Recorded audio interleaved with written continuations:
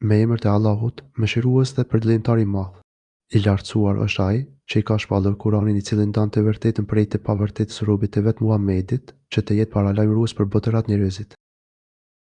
I madhruar qoftë ai që ia zbriti dalluesin, Kur'anin robit e vet, Muhamedit, që të jetë paralajmërues për të gjithë botën. Ky ajet tregon qartë madhështinë e plotë e Allahut të lartësuar, për njohurinë e tij dhe se ai është absolutisht një dhe i vetëm në çdo aspekt. Ai tregon gjithashtu për bujarinë dhe mirësitë e tij të shumta, prandaj thuhet te bareke, u madhroft dhe u lartësoft me cilësitë e tij të plota. Të shumta janë mirësitë e tij. I lavdëruar qoftë ai që dhuron çdo mirësi dhe me madha mirësi është shpalja e këtij libri, të cilën Allahu i lartësuar e quajti El Furqan. Kështu quhet ai që bën dallimin e qartë të hallallit prej haramit, udhën e drejtë prej devijimit dhe humbjes, fatparët dhe të lumturit prej të dëshpëruarve e të dënuarve. Allahu i lartësuar i shpalli Kur'anin me këto cilësi të mrekullueshme profetit e tij të dashur, Muhamedit a.s., të cilën e cilëson me një titull të lartë, duke thënë Abdije, robi dhe adhuruesi i tij i sinqert. Profeti a.s. u quajt kështu, sepse ai plotësoi dhe përmbushi të gjitha gradat dhe nivelet e adhurimit ndaj Zotit, duke i kaluar kështu gradat e të gjithë profetëve.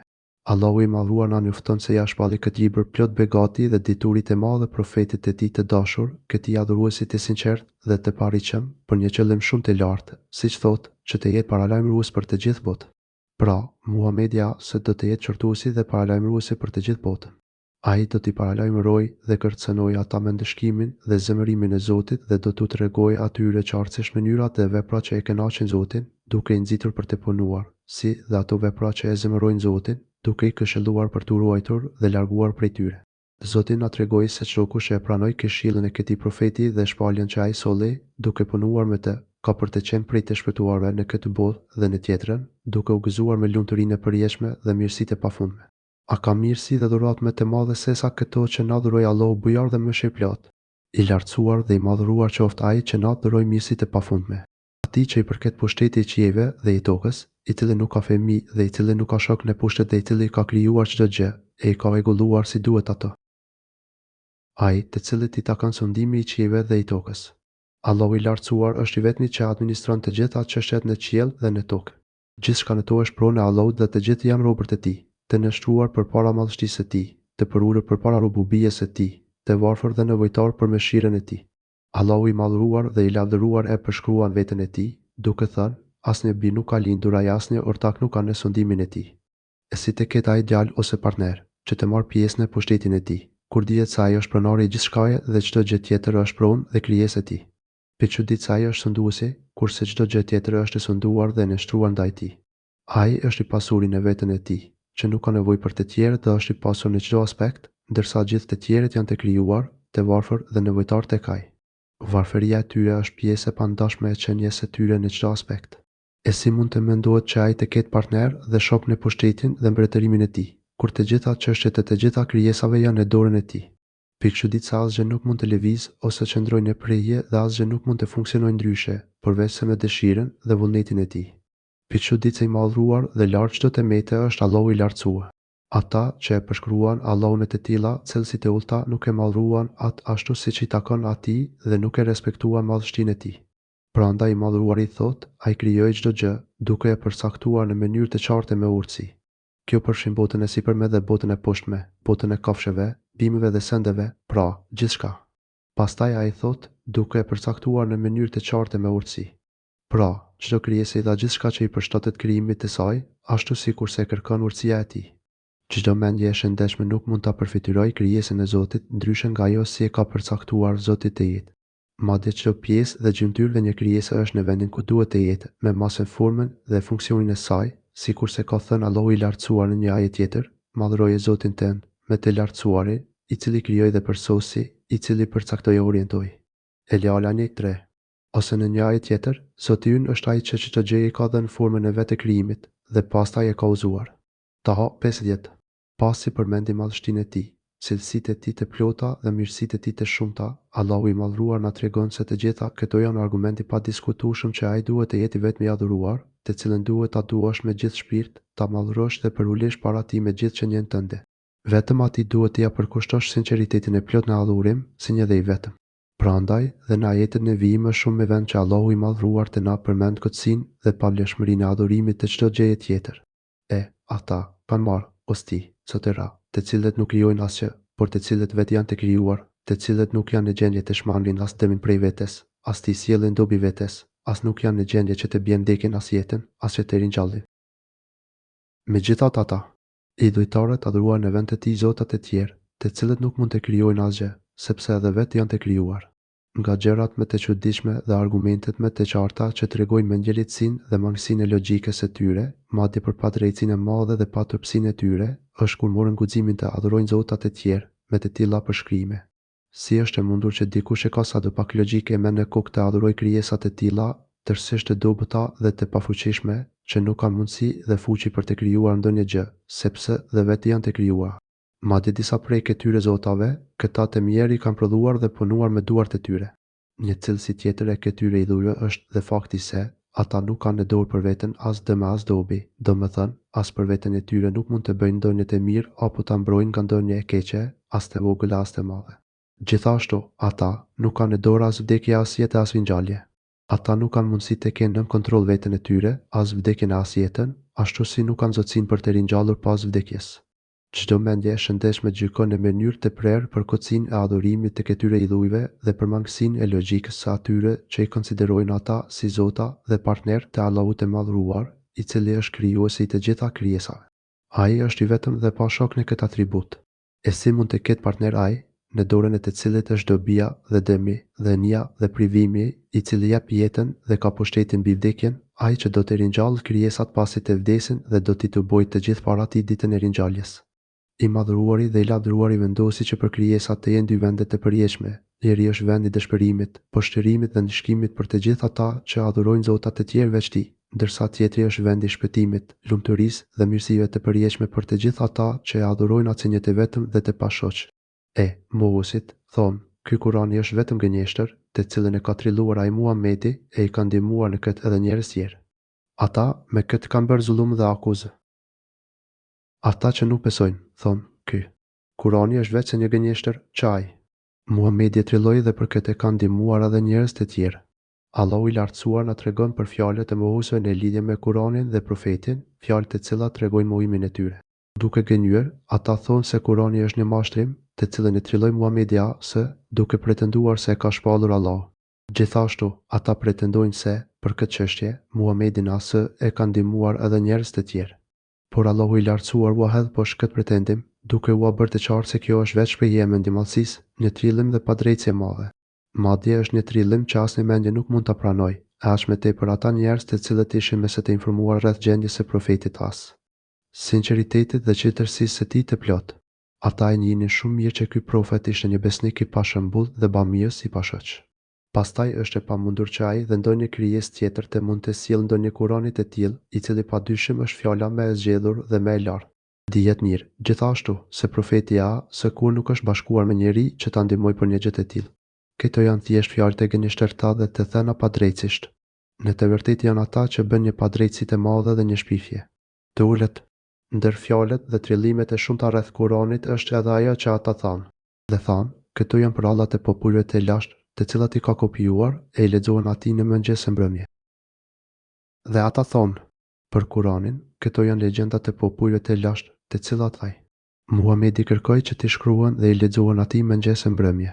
Të gjitha këto janë historitë të parëve dhe legjenda, që vërtiten në gojët e njerëzve dhe që ata i transmetojnë ndër njeri tjetri, ndërsa Muhamedi i ka kopjuar ato dhe kërkoi të shkruan dhe të cilat i lexohen atij mëngjes e mbrëmje.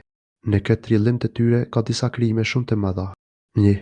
Akuza ndaj profetit, i cili ishte njeriu me bamirës dhe besnik dhe me i sinqertë, se ai ishte mashtrues dhe kishte guxuar të trillonte kundër Zotit. 2. Pretendimi i tyre se ky Kurani, i cili është fjala më e madhe dhe më e mrekullueshme dhe e vërtetë, është thjesht një gënjeshtër dhe trillim i mendjes njerëzore. 3. Sipas pretendimeve të mësipërme ose rrjedhoj logjike e tyre, është se edhe ata e kanë plotësisht të mundur të sjellin një fjalë të ngjashme si ai Kurani. Me fjalë të tjera, ata supozojnë se një krijesë e mangët dhe nevojtare në çdo aspekt mund të sjellë një fjalë të ngjashme me fjalën e krijuesit, që është i plot dhe absolut në çdo aspekt. Madje, sipas tyre, edhe një krijesë mund të ketë cilësitë e tij. 4. Pretendimi i tyre se profeti shkruante dhe lexonte edhe pse e din shumë mirë se profeti se nuk din të shkrim dhe lexim dhe as nuk kërkoi nga kush që ti mësonte Kur'anin. Prandaj Allahu i lartësuar u hedh poshtë këto pretendime, duke thënë: Thuaj, e ka shpallur Kur'anin ai, i cili di fshehësitë e qiejve dhe të tokës, ai fal shumë dhe është mëshirues. Thuaj, Kur'ani është zbritur nga ai që e di të fshehtën e qiejve në tokë. Kur'anin e ka shpallur ai i cili ka përfshirë me diturinë e tij gjithçka që gjendet në qiell dhe në tokë, të fshehtën dhe të dukshmen, atë që thuhet aptazi dhe atë që mbohet në gjoks. Allahu i lartësuar thot në një ajet tjetër: Padyshim, ai Kur'ani është shpallja e Zotit të botëve. Atë solli shpirti i besnik Xhibrilin në zemrën tënde për t'u bërë paralajmërues me gjuhët e kulluar arabe. Me të vërtetë, ai është i përmendur edhe në librat e mëparshëm. Shuara 192-195. Ndërsa këtu thotë, Kurani është zbritur nga ai që e di të fshehtën e qiejve në tokë. Kështu, Allahu i lartësuar, për të hedhur poshtë pretendimet e tyre, argumenton me faktin se ai ka dituri të plotë për gjithçka që ndodh në qiell dhe në tokë, apo për atë që e flasin dhe pretendojnë krijesat. Duke qenë i tillë, është e pamundur që ndonjë krijesë të shpifte dhe pretendonte që ky libër është fjalë e Zotit, nëse nuk do të ishte i tillë. Si është e mundur që në emër të këtij pretendimi, një mashtrues të luftonte dhe të derdhte gjakun e kundërshtarëve të tij, të lejonte marrjen e pasurisë së tyre dhe të pretendonte se Allahu e kishte urdhëruar për një gjë të tillë dhe, nga ana tjetër, Allahu i lartësuar, i cili di gjithçka dhe është i plot pushtetshëm për gjithçka, ta mbështesë një njeri të tillë, t'i jap mundësinë të triumfojë mbi armiqtë e këtij njeriu dhe t'i ia mundsoj që ai t'i marrë në sundim pasuritë, vendet dhe jetët e tyre. Për çuditës Allahu i lartësuar kur nuk mund të mbështesë një të padrejtë dhe trillues të këtyre përmasave, sepse ai është Zoti i botërave, i gjithditur dhe i gjithpushtetshëm, i drejtë dhe ngallënimtar, dhe askush nuk mund të dalë mbi vullnetin e tij. Askush nuk mund ta mohojë këtë Kurani, vetëm nëse do të mohonte të besonte diturinë absolute të Zotit. Nga ana tjetër, kur Allahu i lartësuar na kujton diturinë e tij absolute për gjithçka, në fakt, na ka nxitur që të meditojmë rreth këtij Kurani. Nëse bëjmë diçka të tillë, do të shohim brenda atij diturinë e madhe të Zotit dhe do të mësojmë shumë ligje dhe dispozita, të cilat na tregojnë në mënyrë shumë të qartë dhe të prerë se ky libër mund të vinte vetëm nga ai që është i gjithë dituri rreth të fshehtës dhe asaj që shfaqet, që është i urtë dhe i mëshirshëm. Ai është falës i madh e mëshirëplot. Edhe pse ata njerëz të padrejtë dhe keqbërës refuzojnë ta njësojnë Zotin dhe të pranojnë shpalljen e tij, i lartësuari përsëri tregohet i dashur dhe i mëshirshëm me ta. Kjo ftesë duket qartë në ajet, sepse Allahu i madhëruar nuk i braktis dhe nuk i lën në padrejtësi, por i fton të pendohen dhe të kthehen tek ai të nështruar, për ta adhuruar si një të vetëm dhe u premton atyre falje gjunahesh dhe mëshirë, nëse pendohen. Allahu thot, ai është falës i madh dhe mëshirëplot. Zoti është falës i madh për të gjithë ata që bëjnë padrejtësi dhe gjunahe, nëse plotësojnë kushtet për faljen e tij. Kushtet për faljen nga Zoti janë lënia e gjunaheve dhe pendimi i sinqert për to. Allahu i lartësuar është gjithashtu i mëshirshëm me ata dhe mëshira e tij duket qartë në faktin që nuk ua përshpejton dëshkimin, edhe pse e kanë bërë plotësisht të meritueshëm. Gjithashtu, mëshira e Allahut duket edhe në faktin që ai ua pranon pendimin pas gjithë atyre poshtësive dhe ua fshin tek këqijat që kanë kaluar. Ai ua pranon veprat e mira, edhe pse të mangeta dhe shumë të pakta. Allahu është mëshirëplot, sepse ai e kthen në rrugë të drejtë atë që është harruar dhe larguar shumë prej saj, derisa bëhet të përkushtuar në adhurim edhe atë që dikur i pati i kthyer shpinë. Ai jep mundësinë edhe gjënaçarit më të madh që të bëhet i bindur, nëse kthehet i penduar dhe kryen atë që është e nevojshme për këtë. Dhe ata thonë, çka ka ky pejgamber? Anë ushqimin dhe shëtit në përtregje, sikur t'ju kishte dërguar atij një engjël e të bëhet me të paralajmërues. Ata thonë, gjithashtu, që është ky i dërguar, i cili ha ushqim dhe ecën në përtregje. Piçudit se ky është një nga arsitimet me boshe që përdorin mohuesit e profetit, nëpërmjet të cilët kërkonin të justifikonin mohimin e tyre dhe mospranimin e shpalljes së tij. Pra, sikur ata thoshin, përse të mos ishte ky profet një meleki, ose të ishte mbret, ose të dërgohej së bashku me ndonjë meleki që ta ndihmonte dhe ne ta shinim aptas. Piçudit se kështu, ata thonë, që është ky i dërguar, i cili ha ushqim dhe ecën në përtregje. Piçudit se duke u tallur, thonë, që është në këtë njeri që pretendon se është profet dhe pastaj ha ushqim. Piçudit se kjo është veçori e njerëzve, prandaj pse të mos ishte melek, që nuk ka ushqim dhe të mos ketë nevojë për ato gjëra që njerëzit kanë nevojë. Piçudit se ky, gjithashtu, ecën në përtregje, që dhe ble. Kjo, sipas tyre, është diçka që bie ndesh me të qenurit profet. Por Allahu i lartësuar ka thënë, ne edhe para te e quam të dërguar, por edhe ata ishin njerëz që hanin ushqim dhe ecnin në përtregje. Ne ju bëm të jeni sprovë për njeri, tjetrin, a do të jeni të dyrueshëm? Allahu është ai që sheh çdo gjë. Furkan 20. Ndërsa këtu thonë, përse nuk i është dërguar atij një melek dhe të bëhet me të paralajmërues. Pi çuditse përse të mos zbriste së bashku me të një meleke që ta ndihmonte dhe ti qëndronte në krah. Sipas tyre, profeti Asa ishte i paftë për të përballuar peshën e shpaljes dhe nuk kishte mundësi që, i vetëm, të kryente misionin e vet. Një tjetër kërkesë e tyre e pa kuptim sikush për të qenë profet është edhe kjo. Ose t'ju kishte zbritur një thesar, ose të kishte një kopsht nga i cili të hante ai. Dhe Mohusi than, ju ndiqni vetëm një njerit e magjepsur. Ose, përse nuk i është zbritur një thesar, përse të mos i jepej atij një thesar. Këto thesarin e kupton pasurinë e mbledhur pa lodhja ose përse nuk ka një kopësht për t'u kënaqur me të. Pi çuditse të japej ndonjë kopshtë ose pronë, dhe kështu të mos kishte nevojë të ecën nëpër tregje për të kërkuar riskun. Por Allahu i lartësuar i hedh poshtë të gjitha këto kërkesa dhe kushëzimet e padrejta dhe thotë, te ligji thonë, ju vërtet po pasoni një njerit e magjepsur. Pra, të tilla fjalë ata i thonë nga padrejtia e tyre dhe jo se ishin të paqarta apo me qëllim për të gjetur të vërtetën dhe të drejtën. Ata trillojnë kur thonë se Muhamedi se ishte një njeri në efektin e magjisë, edhe pse janë tërësisht të sigurt dhe të bindur për faktin se ai kishte logjikë të saktë, ishte fjalëmbël dhe i pastër nga të gjitha shpifjet dhe cilësitë e ulta. Shiko çfarë shëmbushti sjellin ty o Muhamedi, e ata me këtë kanë humbur e nuk mund të gjejnë rrugën e vërtetë. Shiko çfarë shëmbush sjellin për ty. Këto janë modelet e tyre. Përse të mos ishte melek? Me mirë të mos kishte cilësi njerëzore. Përse, të paktën, të mos shoqërohej nga ndonjë melek, sepse i vetëm ai është i pafuqishëm për këtë detyrë që pretendon profecinë. Pi çuditse përse të mos i jepej atij ndonjë thesar, ose të jepej ndonjë kopshtë plot begati, që të ishte i pasur dhe të mos kishte nevojë të dilte në përtregje si njerëzit e tjerë. Pi çuditse ai është një njeri i magjepsur dhe i çmendur. Këto ishin disa nga trillimet e tyre për të justifikuar mosbesimin në këtë profet dhe në shpaljen e tij. Por me këtë ata humbën, shumë larg dhe ata kur nuk mund ta gjejnë rrugën e drejtë. Të gjitha këto janë fjalë e pretendime kontradiktore që tregojnë për ignorancën e tyre të thellë, mendjeletësinë e pashembull dhe devijimin e largën nga e vërteta. Në të gjitha këto pretendime e trillime nuk duket asnjë fije udhëzim dhe dëshirë për të gjetur rrugën e drejtë dhe për të pranuar të vërtetën. Madje, ato nuk vlen as dyshime që mund të merren për bazë nga mendja e shëndosh. E si mund të cënosh profecinë e këtij njeriu të zgjedhur me të tilla pretekste boshe qesharake? Mjafton të shohësh me një shikim të shpejtë për të kuptuar se sa të kota dhe të pavlera janë ato pretekste për të refuzuar ato. Prandaj i madhruari i solli në Kur'an këto pretekste të mohusve dhe na uroj që të meditojmë në to dhe të gjykojmë me qetësi, a tregojnë ato cenin të profecisë e besnikërisë së profetit dhe a cenojnë vërtetësinë e shpaljes. A mund të përdoren si pretekst për të mos besuar shpaljen dhe për të mos ndjekur profetin besnik? Sidoqoftë, përveç kësaj, i lartësuari na njofton se ai është i plotpushtetshëm që t'i jap profetit të të. I mirësi të shumta në këtë botë. Ai thotë, i lartësuar është ai i cili nëse don, do të jap më mirë nga ajo që than, kopshte nëpër të cilat të rrjedhin lumenjt dhe do të bëj për ty pallate. I lartësuar qoftë ai, i cili po të dëshironte mund të jepte ty mirësi me të mëdha nga që thonë ata, ai mund të jap edhe më mirë e më shumë mirësi se sa thonë ata. Pastaj e shtjelloi këtë duke thënë, kopshte në të cilat të rrjedhin lumenj, ai mund të dhuronte edhe kështjellat e shumta, e madhështore. Ai mund t'i bëjë edhe kështjellat e larta dhe të stolisura. Pushteti i Allahut është shumë më i madh se këto mirësi, por kjo botë dhe gjithë stolitë e saj janë shumë të pavlera tek Zoti, prandaj ai u jep profetëve dhe të dashurëve të tij aq sa ai e gjykon të drejtë me urtësinë e tij. Kështu, kërkesa dhe pretendimi të paditurve se Zoti duhet t'u jap profetëve pasuri të madhe është i padrejtë dhe një cenim i urtësisë së Zotit në përcaktimet e tij. Fjalët e tyre dihet që janë të kota dhe të padrejta dhe Allahu i madhruar na njofton se ato nuk thuhen me qëllimin për të gjetur të vërtetën, por thuhen nga inati, mendjemasia dhe kur janë padrejtisht të nxitur nga urrejtja për të vërtetën. Kështu, ata shprehin atë mohën që fshihet në zemrat e tyre.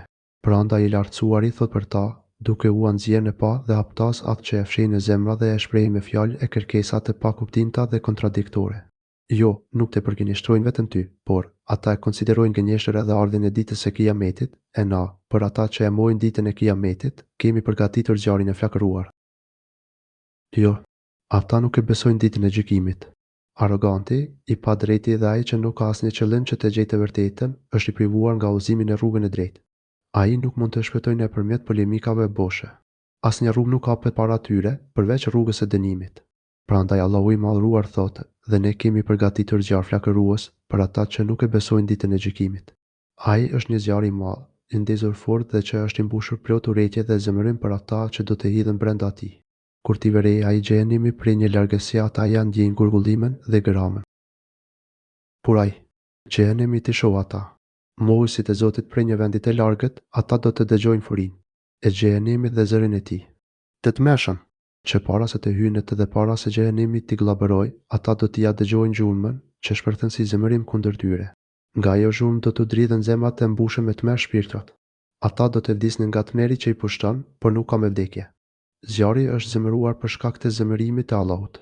Flakërimi i tij shtohet për shkak të mohimit dhe lehtësisë së tyre. E kur të hudhen në një vend të ngushtë të tij, të lidhur duash e thirrin atë shkatërimin e vet. E kur të flaken në të, në një vend të ngushtë të lidhur në pranga, zjarri atë do të lutën për shkatërimin e tyre. Do lutën për t'u asgjësuar. Gjatë kohës kur ata të jenë duke u ndëshkuar, në mes të zjarrit do të përjetojnë me një dhimbje mbytëse ngushtinë e vendit, të ndëshkimit të ashpër dhe prangave e zinxhirëve që do t'u marrë frymë. Kur të arrinë atë vend të ngushtë dhe torturues, pikërisht fatje do të lutën për shkatërimin e tyre. Do të lutën e mallkojnë vetëm për poshtërim e shkatërim përfundimtar, se tashmë e din mirë se kanë qenë të padrejtë dhe urrys të së vërtetës. Ky është një ndeshkim me së drejtë nga krijuesi i tyre. Ai i vendos në atë vend dështimit që e meritojnë me veprat e tyre. Megjithatë, lutjet e përgjërimet nuk kanë për të ndihmuar as pak që t'i shpëtojnë nga ndëshkimi i Allahut. Mos të rritni sot një shkatërim, por të rritni shumë shkatërime. Të ditë, mos u lutni për shkatërimin vetëm një herë, por lutuni shumë herë. Edhe sikur t'i shtoni e shumë fishoni lutjet e përgjërimet tuaja, nuk kanë për t'ju sjellë ndonjë ndryshim dhe nuk kanë për t'ju shpëtuar nga dëshpërimi e frika, nga ndëshkimi e vuajtja. Thuaj, a është më i mirë ky shkatërim apo xheneti i përhershëm, i cili u është premtuar besimtarëve? Për ta, xheneti është shpërblim dhe vend kthimi. Thuaj, a është më i mirë zjarri i xhenemit apo xheneti i përjetshëm, i cili u është premtuar si shpërblim të devotshmëve? Pe çuditse thuaj atyre, o Muhammed, duke u vënë duke zgjedhjen e tyre të keqe, kur preferuan të dëmshmen kundrejt të dobishmes, ai është më i mirë. Pra, ky ndëshkim që u përshkrua është më i mirë apo xheneti i përjetshëm, i cili u është premtuar si shpërblim të devotshmëve? Pe çuditse furnizimi për rrugën drejt këtij vendit të mrekullueshëm është devotshmëria e frika nga Zoti. Ai që i ruhet zemërimit dhe ndëshkimit të tij, duke zbatuar urrëresat e qëndruar brenda kufive të tij, ai ka këtë premtim të mrekullueshëm. Për ta kanë atë ç'të duam, duke qëndruar në të përherë. Ky është premtimi i Zotit tuaj, i kërkuar prej jush. Ai është përgatitur si shpërblim dhe ai do të jetë vend qëndrimi i tyre. I përjetshëm. Ky është shpërblimi i devotshmërisë, xheneti i përjetësisë, ku do të qëndrojnë pafundësisht mes mirësive të pashembullta. Ata do të kenë të gjithçka që dëshirojnë, e aty do të balojnë për jetë. Atje do të kenë gjithçka që dëshirojnë dhe ëndrrojnë ta shijojnë, si ushqime të shijshme e pije të këndshme, veshje të bukura, pashkëshorte të hijshme, kështjella të larta, kopshtëpije të lulëzuara, fruta të cilat të kënaqin me pamjen dhe me shijen e tyre nga bukuria dhe larmishmëria e tyre, lumenj që rrjedhin përmes pyjeve dhe kopshteve, ku dhe kur ata të dëshirojnë.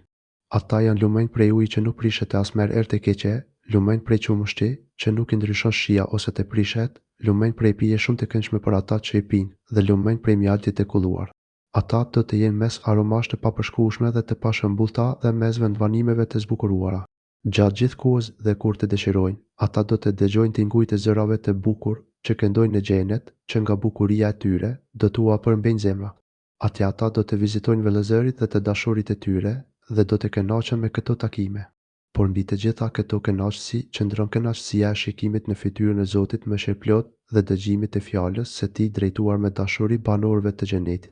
Ata fatum do të hedhin hapa pranë Zotit të bodhëve në afërsitë e Tij. Do të kenë një lumturi të papërshkueshme kur ai të njoftojë se është i kënaqur prej tyre dhe se kur nuk ka për të zemëruar me nga ta. Të gjitha këto mirësi do të jenë të vazhdueshme dhe gjithmonë në shtim me zbukurim të përjetshëm, me kalimin e kohës në përjetësi.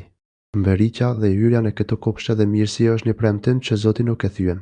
Ky është për Zotin tënd një premtim i rëndësishëm që nuk e thyen. Është një përjetim i sigurt dhe për të cilën duhet të lutesh e të përgjërohesh shumë. Për të janë lutur Allahut robërit e Tij të devotshëm me të dyja mënyrat e lutjes, me gjuhën e gjendjes dhe veprave të tyre dhe me gjuhën e fjalëve dhe lutjeve të sinqerta. Mendoni, o njerëz, cili prej këtyre dy vendeve duhet të preferohet? Punëtorët e cilës po të janë me të logjikshëm dhe të nderuar. Gjykoni, ju të urtët e mençur. Tashmë është qartësuar e vërteta dhe është ndriçuar rruga, kurse mosperfillësit e saj nuk kanë me asnjë justifikim, nëse nuk pyesin me argumentet dhe shpalljen e Zotit dhe nuk respektojnë ftesën e Tij bujare. Të lutemi dhe vetëm tek Ti shpresojmë, o Zot. Ti i ke gjykuar me drejtsinë tënde shumë popull për të qenë të humbur dhe, me mëshirën e bamirësinë tënde, shumë të tjerë i ke bërë të lumtur duke u dhënë xhenetin dhe, më shumë se kaq, shikimin në fytyrën tënde dhe kënaqësinë ndaj tyre. O Zoti ynë, ty të përgjërohemi të na ruash nga gjendja e fatësinëve të humbur dhe të lutemi të na shpëtosh nga zemërimi yt të na dhurosh mëshirën dhe xhenetin tënd. Dhe a ditë kur Perëndia i tu bon ata idhujtarët dhe ata që i adhuronin ata, pos Perëndis u thot atyre, a jeni ju ata që i keni shmangur këta robër të mi, apo ata vetë kanë humbur rrugën e drejtë? Allahu i lartësuar na njofton rreth gjendjes së idhujtarëve dhe idhujve të tyre në ditën e Kiametit. Idhujt do të distancohen prej idhujtarëve, ndërsa këta të fundit do të shohin kotësinë e idhujtarisë së tyre. I lartësuari thot, ditën kur ai do t'i tuboj ata dhe idhujt që ata adhuruan veç Allahut, do t'u thot: idhujve, a ju qet ata që ju uzuat robërit e mi që t'ju adhurojnë, apo ata vetë e braktisën rrugën e drejtë? Ajo është dita kur Zoti do t'i tuboj së bashku idhujtarët, të cilët kanë vuar shpalje dhe nuk kanë pranuar të bindën profetëve të tij. Por atë ditë ai do të tubojë së bashku me idhujtarët edhe idhujt që ata kanë adhuruar. Allah do të drejtohet me disa fjalë idhujve, por që në fakt janë fjalë trishtuese që u drejtohen idhujtarëve, a ju qet ata që ju uzuat robërit e mi që t'ju adhurojnë, apo ata vetë e braktisën rrugën e drejtë. Pra, mos i udhëruat ju ata që t'ju adhuroni. Ju i nxitet apo ata e bën vetet me dëshirën e tyre? Atëherë, ata që adhuroheshin do të distancohen nga kjo padrejtësi e madhe dhe do të thonë: ata thanë, lavdi qoftë për ty. Nuk është e mundshme që ne të marrim mbrojtës tjetër, përpos teje, për ti u ke dhënë këtyre dhe të parëve të tyre, jetë e begatshme, e ata kanë harruar këshillimin. Dhe ata kanë qenë popull i shkatëruar. Ata do të përgjigjen, lavdia qoftë për ty. Ata e lavdërojnë dhe delirsojnë Allahun kundër shirkut që kanë bërë idhujtarët dhe distancohen nga një vepër e tillë. Kur nuk do të parapëlqenim që përveç teje të kemi ndonjë mbrojtës tjetër, kur nuk do t'i lejonim vetes të merrnim mbrojtës me këndimtar tjetër, veç teje, o Zot. Ne nuk njohim Zot tjetër që të meritojë të adhurojmë, të mbështetemi dhe të lutemi përveç teje. Duke qenë se ne nuk adhurojmë asnjë dhe asgjë veç teje dhe përderisa nuk i mbështetemi as i lutemi e kërkojmë ndihmë as kujt tjetër veç teje, atëherë si mund të udhërojmë të tjerë për një padrejtësi të tillë? Pikështu ditë se kjo kur nuk mund të ndodhë dhe të jesh shumë i madhruar dhe i delirë që të mund të zgjedhim ndonjë tjetër si të adhuruarin e kujdestarin ton. Ky i ngjan ajeti tjetër, Allahu do të thotë: o Isa, biri i Mërjemes, ti, vallë, the njerëzve, me besoni mua dhe nënën time si dy zota veç Allahut. Ai do të thotë: qofsh i lartësuar o Zoti im. Kur nuk mund ta thosha unë atë për të cilën nuk kam asnjë të drejtë. Po ta kisha thënë atë, ti do ta kishe ditur. Ti je di çfarë ka në shpirtin tim, ndërsa unë nuk e di atë që është tek ty. Ti i di të gjitha të fshehtat. Unë nuk u kam thënë atyre asgjë tjetër, veç asaj që ti më urove, adhuroni Allahun, Zotin tim dhe Zotin tuaj. Unë isha dëshmitar i tyre sa isha ndër ta. Por pasi ti më morë mua, ishe ti mbikëqyrësi i tyre. Ti je dëshmitar për gjithçka. Nëse ti ndëshkon ata, ata janë robët e tu. E nëse i fal ata, ti je plot fuqish me urti. Allahu thotë: kjo është dita kur të sinqertëve u sjell dobi sinqeriteti tyre. Atyre u takojnë kopshte, në për të cilët rrjedhin lumen, ku do të qëndrojnë për gjithmonë. Allahu është i kënaqur me ta dhe ata janë të kënaqur me ta. Ky është shpëtimi i madh. Vetëm Allahut i takon sondimi i qiejve dhe i tokës dhe gjithçka që është ndërmjet tyre. Ai është i plotfuqishëm për gjithçka. Me Ide 116, 120. Ose, ditën kur ai do t'i tuboj ata të gjithë do t'u thot me lekeve, këta janë ata që ju adhuronin juve. Ata me leket thonë, i delir je o i madhëruar. Ti je Zoti ynë dhe je pastër nga ajo që ata thonë. Por ata adhuronin gjindet dhe shumica e tyre besonin e ta. Sot nuk keni gjë në dorë t'i bëni dobi asdër njeri tjetrit. Atyre që ishin zullumçar do t'u themi, shijoni dënimin e zjarrit, të cilin e konsideruat gënjeshtër. Sebe 20-22. Pas sipërfejën se janë të pastër nga idhujtaria dhe që nuk kanë lidhje me ftesën e njerëzve në këtë padrejtësi, ata përmendin shkakun e vërtetë të idhujtarisë atyre të mirëve, por ti i begatove me të mira ata dhe të parët e tyre. Ata u zhytën në kënaqësitë e kësaj bote, të shfrenuar në përmbushjen e epsheve dhe kënaqësive të tyre toksore. Aq shumë përhumbën në këto kënaqësi saqë dhe ata i haruan paralajmërimet e tua. Ata ishin tërësisht të përhumbur në kërkimin e kënaqësive të kësaj dynjaje, ishin ndehur me përmbushjen e epsheve, saqë e haruan ahiretin dhe e shitën atë për të blerë dynjan. Ata u bën, ashtu siç thot Zoti, dhe u bën popull i shkatruar. Ata u bën kaumen bura, njerëz të keqë, në të cilët nuk ka asnjë grim mirësie dhe të cilët nuk meritojnë dhe as janë të denjë për ndonjë të mirë. Ata vlen dhe meritojnë vetë shkatërimin e dëshpërimin. Në këto ajete përmendet shkaku që i pengon ata nga pasimi i udhëzimit të Zotit, e që është kënaqësia e tepruar me stolitë e kësaj bote. Është përmendur edhe një pengesë tjetër për mos përqafimin e udhëzimit të Zotit, fakti që ata janë njerëz që nuk kanë mirësinë e shpirt. Ata pranojnë veç selivsinë dhe e refuzojnë me forcë mirësinë. Kështu, me këto dy shkaqe, çdo lloj sherrje e shkatërimi që të vi ndërmend, ke për ta gjetur tek ata të mirë. Me pas, Allahu i madhruar u drejtohet i dhujtarëve dhe thotë: ata e konsiderojnë për gënjeshtër atë që flitni ju e nuk do të mundeni të shmangeni prej vetes dënimin, as të ndihmoni vetes. Kush prej jush bën zullum, atij do t'i japim të shijoj dënimin e madh. Këta e përgënjeshtruan atë që thatë ju, ata u distancuan nga pretendimi juaj se ata ju kishin urdhëruar që t'i adhuronit apo se ata ishin të kënaqur me dhujtarin tuaj. Ata dëshmuan se ju gënjeni kur pretendoni se ata ishin ndërmjetësit tuaj tek Zoti. Ata i mohojnë të gjitha këto gënjeshtra tuaja dhe tashmë janë armiq tuaj me të ashpër, ndërsa për ju është bërë i meritueshëm dënimi i Zotit dhe tashmë ju as nuk keni mundësi të shpëtoni as do të ndihmoni. Vetë nuk mund të gjejnë shpëtim duke ofruar kompense, por nuk do të gjejnë as ndonjë ndihmës që t'i shpëtojnë nga ndëshkimi i Zotit. Ky është dënimi për pasuesit e verbër të sekotës, të zhytur në ignorancë, që refuzojnë shpalljet dhe dritën e Zotit. Ai është dënimi më i keq dhe përfundimi më i dëmshëm.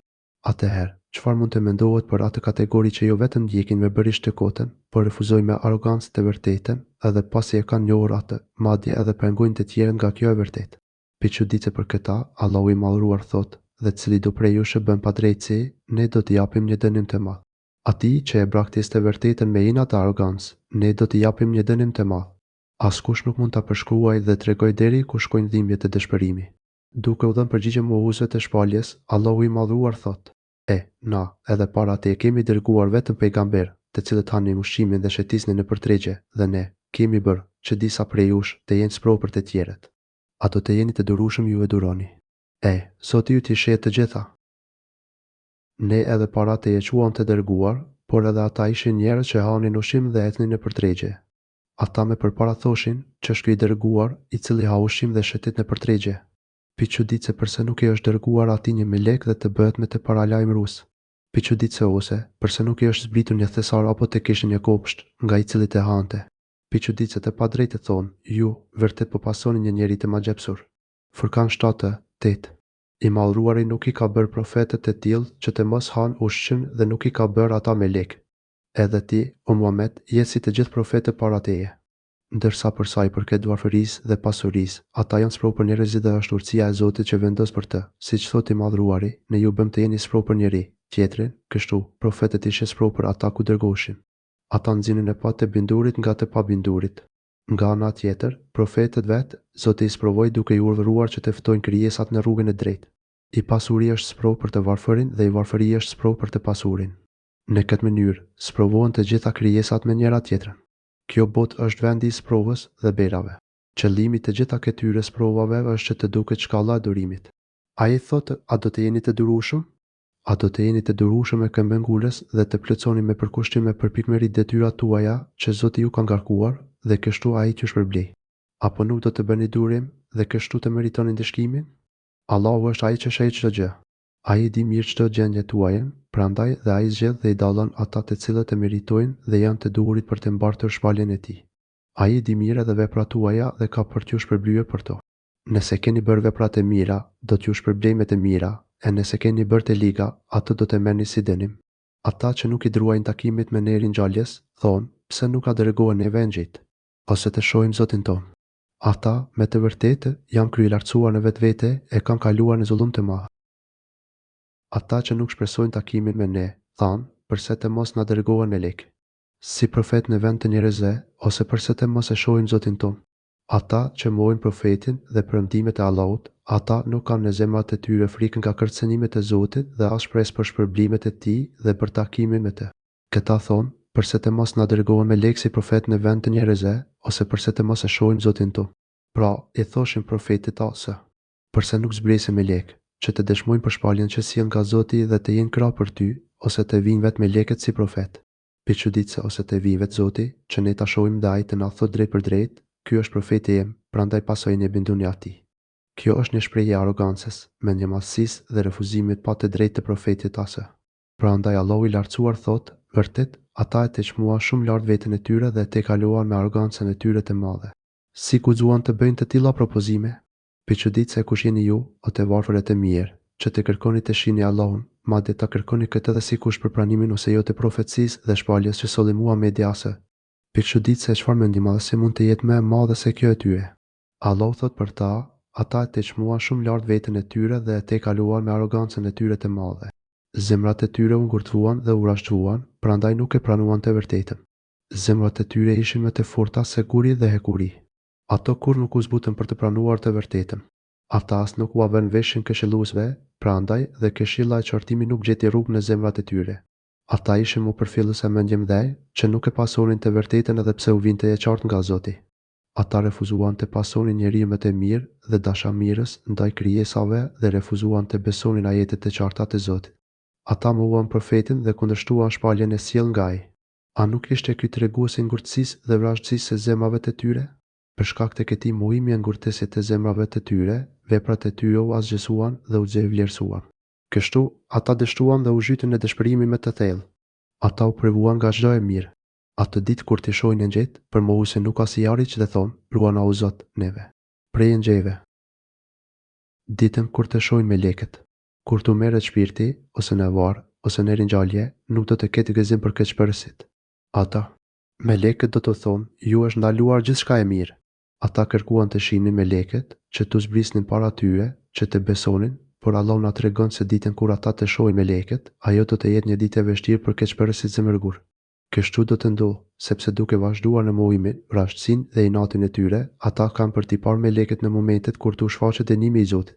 Takimi i parë i tyre me meleket e Zotit do të jetë në momentin e vdekjes, siç thot Zoti, sikur të shihemi zorët kur janë në agonit të vdekjes, ndërsa meleket kanë shtrirë duart e veta e u thonë, jepeni shpirtin. Tani do të vuani dënimin poshtrues sepse ju thoshit të pavërteta për Allahun dhe ndaj shenjave të tij tregoheshit kryeneç. Tashmë ju na vini të vetmuar, ashtu si ju krijuam së pari, duke lënë pas vetes gjithçka që ju patëm dhënë. Nuk po shohim të jemi ju ndërmjetësit tuaj, për të cilët metonit se ishin ortak të Allahut. Pa dyshim, sot është këputur çdo lidhje mes jush dhe ka humbur gjithçka që ju shpresoni. Enam 93-94. Pastaj do të përballen me meleket në varr, me Munkerin dhe Nekirin, kur ata do t'i pyesin, kush është Zoti yt? Kush është profeti yt? Cila është feja jote? Dhe ata të mirë nuk do të jenë në gjendje të japin përgjigjet që do t'i shpëtonin nga ndëshkimi. Atje do të përfshihen në mbulohen nga zemërimi i Zotit dhe nuk do të shohin mëshirë prej tij. Pastaj do të shohin meleket në ditën e gjykimit, kur ata të shtyjnë me forcë si turm për t'i hedhur në zjarr. Pastaj ata do t'i dorëzojnë këta keqbërës në duart e zebanive të xhenemit, të cilët do të merren me ndëshkimin dhe torturimin e tyre. Kështu, ajo që kërkuan, pra, shikimi i melekeve, do t'u jepet në këtë formë, nëse vazhdojnë t'i kthejnë shpinën së vërtetës. Atë ditë nuk do të duan të shohin meleket, por do të kërkojnë mbrojtje dhe do të tmerrohen prej tyre. Ata do të kërkojnë të fshihen prej tyre, por nuk kanë ku të fshihen e të shpëtojnë. Allahu i lartësuar thot, o turma e gjindeve dhe njerëzve, nëse keni mundësi të dilni përtej kufive të qiejve e të tokës, dini. Por ju nuk mund ta bëni këtë veç se me ndonjë fuqi të madhe. Aman 33. Dhe ne do t'i qasemi veprës që kanë punuar ata dhe do ta shndërrojmë atë me pluhur të shpërndar. E ne do t'i kthehemi ndonjë vepre që ata e bën në këtë botë dhe do ta bëjmë atë hije pluhur për ndonjë vepër që i ka munduar në këtë botë e që ata shpresojnë se do t'u sjellë ndonjë të mirë. Allahu thot dhe do ta bëjmë atë hije pluhur. Zoti do t'i vlerësoj e fshi ato vepra, prandaj ata do të jenë të privuar nga shpërblimet. Ata madje do të ndeshkohen për ato punë të cilave u mungon kushti bazë, imani. Ato janë veprat e kryera nga mohuesit e Zotit dhe profetit e tij. Veprat që Zoti i pranon dhe i shpërblen janë ato që bëhen nga besimtari i sinqert, që i beson profetët dhe i pason ata në shpallje që sollen nga Zoti. Banorët e xhenetit, atëherë, do të kenë vendbani më të mirë dhe pushimore më të bukur. Banorët e xhenetit do të jenë mirë atë ditë në banesën e tyre dhe do të kenë vendin më të mirë për pushim. Atë ditë të tmerrshme, me llatarit e papar, banorët e xhenetit do të jenë në një vend të qetë dhe të mirë. Janë pikërisht ata të cilët besojnë në Allahun, bëjnë punë të mira dhe i ruajnë zemërimit dhe ndëshkimit të Zotit të tyre. E si mund të jenë këta të trishtuar dhe të dëshpëruar, ashtu si banorët e zjarrit. Vendi dhe qetësimi i tyre është në xhenet, atje ku do të rehatohen plotësisht mes mirësive të shumta, që nuk prishen nga asnjë ligësi. Banorët e xhenemit, ndërkohë, do të jenë në zjarre ndëshkim, në vuajtje e torturë. Sigurisht, kur Zoti thotë se banorët e xhenetit janë në vend më të mirë se banorët e zjarrit, nuk do të thotë se këta të fundit kanë ndonjë vend të mirë në të, por për ta bërë sa më të dukshëm mirësinë e xhenetinëve dhe dëshpërimin e xheneminëve. Kjo i ngjan fjalës së Allahut, a është më i mirë Allahu apo ata që ja bëjnë shok? Nem 5:9. Në vijem, Allahu i lartësuar na njofton për madhështinë e ditës së gjykimit e për tmerret që do të mbartë ajo. Ai thotë: Kujtoju atyre ditën kur qielli çohet me re, engjëjt do të lëshohen prej qiellit në grupe. Ditën kur qielli do të çohet nga rrethë dhe melekët do të zbresin rrallë. Ajo është reja sipër së cilës do të jetë Allahu.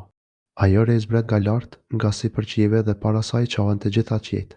Të gjithë melekët e çdo qielli do të zbresin dhe do të vreshtohen në vija të drejta, ose do të vijnë të gjithë në një rresht, ose çdo qiell do të vreshtohet, dhe kështu ata do të vrethojnë krijesat. Pra, atë ditë gjithë melekët e Zotit, me forcën dhe madhështinë e tyre, do të zbresin në tokë dhe do t'i vrethojnë krijesat. Ata do t'i nështruan urdhrit të Zotit të tyre. Askush nuk do të flasë pa i dhënë leje Zotit. Atë ditë, pushteti i vërtet do të jetë vetëm për Zotin Mëshirues, e kjo do të jetë ditë e mëndishme për mohuesit. Atë ditë, sondimi i vërtetit takon krejtësisht të gjithë mëshirshmit. Si mendon për njerëzit, këto krijesa kaq të dobëta, po për ata të mirë, që në dynja kanë patur guximin të kundërshtojnë të plotposhteshmin duke bërë gjëra të mëdha dhe padrejtësi dhe nuk janë penduar për ato. Piçuditse si do ta përballojnë, kur mbreti i plotposhteshëm të gjykoj për ta, ai që kur nuk bën as padrejtësime të vogël. Piçuditse për jo besimtarët, ajo do të jetë një ditë e vështirë. Vështirësia e asaj dite është torturuese dhe e dhimbshme për jo besimtarët. Ndërsa për besimtarët, ajo ditë do të jetë e lehtë, sikurse thotë i lartësuari, ditën kur ne do t'i tubojmë të devotshmit të gjithë mëshirshëm si mysafir të nderuar dhe keqbërësit do t'i shtyjmë drejt xhenemit si tufe etër për ujë, askush nuk do të ketë të drejtë ndërmjetësimi përveç atij që e ka lejuar i gjithë mëshirshmi. Merjem 85:87. Allahu i madhruar thotë atë ditë, sondimi i vërtetë i takon krejtësisht të gjithë mëshirshmit. Pra, ditën e Kiametit të gjithë pushteti, sondimi e mbretërimi është në dorë të Zotit. Krijesave nuk mbetet asnjë lloj mbretërimi, qoftë edhe me emër, siç ndodh në dynja. Tashmë janë një lloj mbretërit dhe skllëverit, të lirët dhe robërit, të fismit dhe jo të fismit. Në këtë ajet është një detaj që ta qetëson shpirtin, ta raton zemrën dhe të zgjeron gjoksin, fakti që pushteti dhe mbretërimi është në dorën e Rahmanit, të gjithë mëshirshmit, në dorën e Atij, mëshira e të cilit ka përfshirë çdo gjë, të gjitha krijesat. Me këtë mëshirë u ngrit dhe u ndërtua dynjaja dhe ajriti. Kjo mëshirë plotson çdo mangësi dhe largon çdo tëmet. Emrat e Allahut që tregojnë për mëshirën e Tij janë më shumë se emrat që tregojnë për zemërimin e Tij. Mëshira e Tij është më e madhe se zemërimi i Tij. I gjithë mëshirshmi e krijoi këtë krijesë të dobët e të varfër, që quhet njeri dhe me pas të nderoj, me qëllimin që ta plotësonte mirësinë e Tij mbi të dhe për ta mbuluar me mëshirën e Tij të gjerë. Nevoja për këtë mëshirë del shumë e qartë, sidomos atë ditë e madhe, kur njeriu ka dalë para Zotit, i vetmuar, i poshtëruar, i përulur, i friksuar, i pafuqishëm dhe nevojtar për mëshirën dhe faljen e Tij.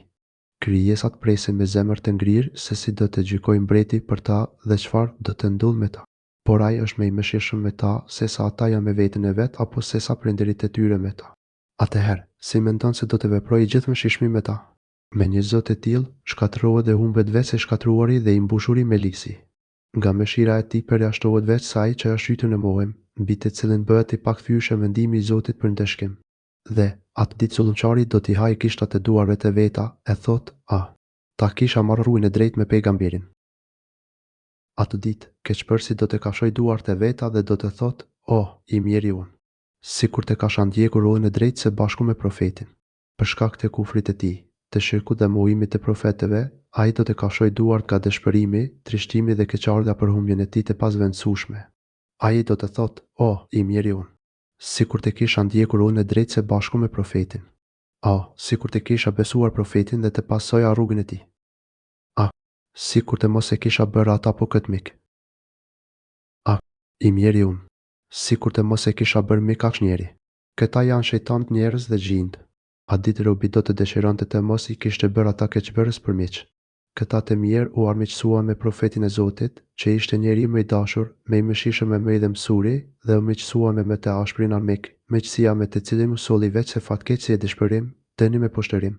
Ai më ka zëmbrapsur nga Kurani që më ka ardhur mua. E djalli po ashtu edhe njeriu i keq e lë gjithmonë njeriu në poshtërim. Në të vërtetë, ai më largoi mua prej udhës së drejtë. Te Zoti pasi më pati ardhur, qartësisht dhe plotësisht. Shejtani ia zbukuroi gjendjen e humbjes dhe mosbesimit, duke e mashtruar dhe nxitur për poshtërsi. Shejtani është vetë tradhtar për njeriu. Ai ia zbukuron njeriu të kotën dhe ia shëmton të drejtën dhe të vërtetën. Ai mbush njeriu me ëndrat e kota dhe pastaj e braktis në momentet më të vështira. Madje, kur çdo gjë të ketë marrë fund, ai u thot pasuesve të vet, kur gjithçka të jetë vendosur, shejtani do të thotë që Allahu që ju kishte bërë premtimin e vërtetë. Edhe unë ju premtova, por unë nuk e mbajta premtimin. Unë nuk pata fuqi imponuese ndaj jush, përveç se t'ju bëja thirrje, por ju më dëgjoni. Për këtë arsye, mos më çortoni mua, por çortoni veten. Unë nuk mund të jem shpëtimtari juaj as ju nuk mund të jeni shpëtimtarët e mi. Unë distancohem nga shirku juaj në të shkuarën. Nuk ka dyshim, jo besimtarët kanë një dënim të dhëmshëm. Ibrahimi 22.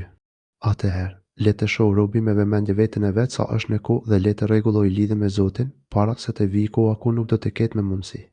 Le të miqësohet dhe t'ia besoj çështjet e veta Allahut, sepse miqësia me të dhe futja nën kujdesin e tij është vetë lumturia e dynjas dhe ahiretit. Le ta quajë shejtanin amik dhe ta urrej atë, sepse kjo do t'i sjellë dobi të mëdha.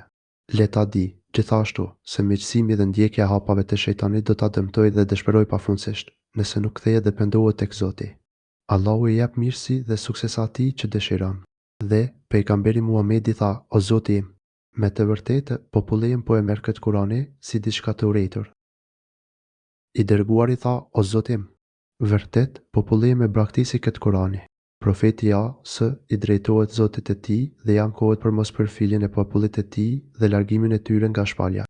Profeti, duke shprehur keqardhjen për popullin e tij, thotë: O Zoti im, vërtet populli im e braktisi këtë Kurani. Populli tek i cili më dërgove që të udhëzoheshin përmes shpaljes e shpërfilli këtë Kurani. Ata i kthyen shpinën dhe e braktisën profetin. Ata e lanë pas shpinë, ndërkohë që ishte detyrë për ta që të nënshtroheshin gjykimit të tij dhe të përkushtoheshin të jetonin sipas ligjeve të tij. Ata duhej të ecnin pas dritës së këtij libri, por Allahu i lavdëruar, duke e ngushëlluar profetin e tij, i tregon se kishte edhe popull të tjerë që kishin vepruar një lloj. Ai thotë: Dhe kështu na, çdo pejgamberi i kemi kundërvera miqët mohues. Ty të mjafton Zoti yt, udhërfyes dhe ndihmës. Ja kështu, ne lejuam që çdo profet të ketë një armik prej keqbërësve. Ne lejuam që të ketë armik prej atyre që nuk e meritojnë të mirën dhe nuk pastrohen e të bëhen të denjë për të pasura. Ata i kundërshtonin profetet, i refuzonin shpaljet e Zotit dhe polemizonin me kocira për ta hedhur poshtë të vërtetë. Ndër dobit e këtyre kundërshtimeve dhe mohuesve është edhe fakti që, nëpërmjet tyre, del në parë e vërteta dhe lartësohet mbi kocsinë. Duke u vënë përballë të kotës dhe mashtrimeve, e vërteta qartësohet më shumë dhe shtjellohet më hollësisht. Kështu ndodh, sepse nëpërmjet argumenteve, Zoti sqaron çdo dyshim me mashtrim që hedhin mohuesit. Të gjithë e mësojnë qartësisht çfarë bën Zoti me pasuesit e së vërtetës, duke i nderuar dhe lartësuar ata. Qartësohet, gjithashtu, edhe çfarë bën Zoti me mashtruesit dhe kundërshtarët e profetëve, pra, se si dënon ata. Kështu, nuk ka arsye për dëshpërim dhe shqetësim pse ata refuzojnë mirësinë. Mos u dëshpëro për mohimin e tyre, por kujto gjithmonë një fakt shumë të rëndësishëm, por mjafton që Zoti yt të jetë udhërfyesi dhe ndihmëtari yt. Ai të udhëzon në çdo rrugë të mirë dhe të ndihmon që të përmbushësh qëllimet e tua dhe të kompletosh mirësitë e fesë dhe të jetës tënde. Ai është, gjithashtu, ndihmëtari që të përkrahë dhe të jap fituaren kundër armiqve të tu. Ai largon prej teje çdo rrezik dhe të shpëton nga çdo ligjësi, që cënon fen dhe jetën tënde. Atëherë, mjafto me të dhe vetëm tek ai mbështetu dhe gjej forcë. Mohuesi thonë, përse Kurani nuk është shpallur në tërësi për njerë. Kështu, ta kemi shpallur pjesë për ta forcuar ty me te, zemrën tënde dhe ta kemi lexuar qartazi. Ata që nuk besojnë thonë, përse të mos i zbriste Kurani atij. Muhamedi i gjeti për njëherë. Ky ishte një nga propozimet e mohuesve të nxitura nga mendjet e tyre të mbrapshta. Ata thoshin, përse të mos i zbriste Kurani atij Muhamedit i gjeti për njëherë. Pra, ashtu siç zbriten librat para tij, edhe Kurani të zbritet një herësh. Po, atyre u thuhet, përse nuk duhet të zbriste pjesë dhe kohë pas kohë. Pi çuditse madje, zbritja e tij në këtë mënyrë është më e dobishme dhe më e mirë. Duke treguar këtë, Zoti thotë, ne e shpallëm ashtu. Pjesë, në mënyrë që të forcojmë zemrën tënde nëpërmjet tij. Ja përse Zoti e shpall Kuranin pjesë kohë pas koha, që të përforconte me të zemrën tënde. Sa herë që profetit i shpallë një pjesë Kurani, atij i shtohej qartësia dhe përforcoi në rrugën e Zotit. Ky përforcë ndjej edhe më shumë sidomos kur zbriste gjatë kohëve të vështira dhe ngjarjeve që provokonin shqetësime e vështirësi. Kur shpallej Kurani në kohë të vështirë, ai kishte shumë efekt në jetën e profetit dhe të muslimanëve. Ai bëhej qetësim dhe përforcim për zemrat e tyre. Ky ndikim nuk do të ishte i tillë nëse Kurani do të zbriste njerëz dhe të kujtohej në çastet kur nevojitej. Ne ta sollim atë ca nga ca, ajet pas ajeti. Ai ta mësoi Kur'anin gradualisht. Të gjitha këto tregojnë për kujdesin e madh të Allahut të lartësuar për librin e tij, Kur'anin dhe për profetin e tij të dashur, Muhamedit Nase. Ky përkujdes duket në faktin që Allahu i Madhëruar e vendosi që ta shpallë Kur'anin e varësit të ngjarjeve e situatave në të cilat kalonte profeti dhe në ndihmën e tij e të fesë.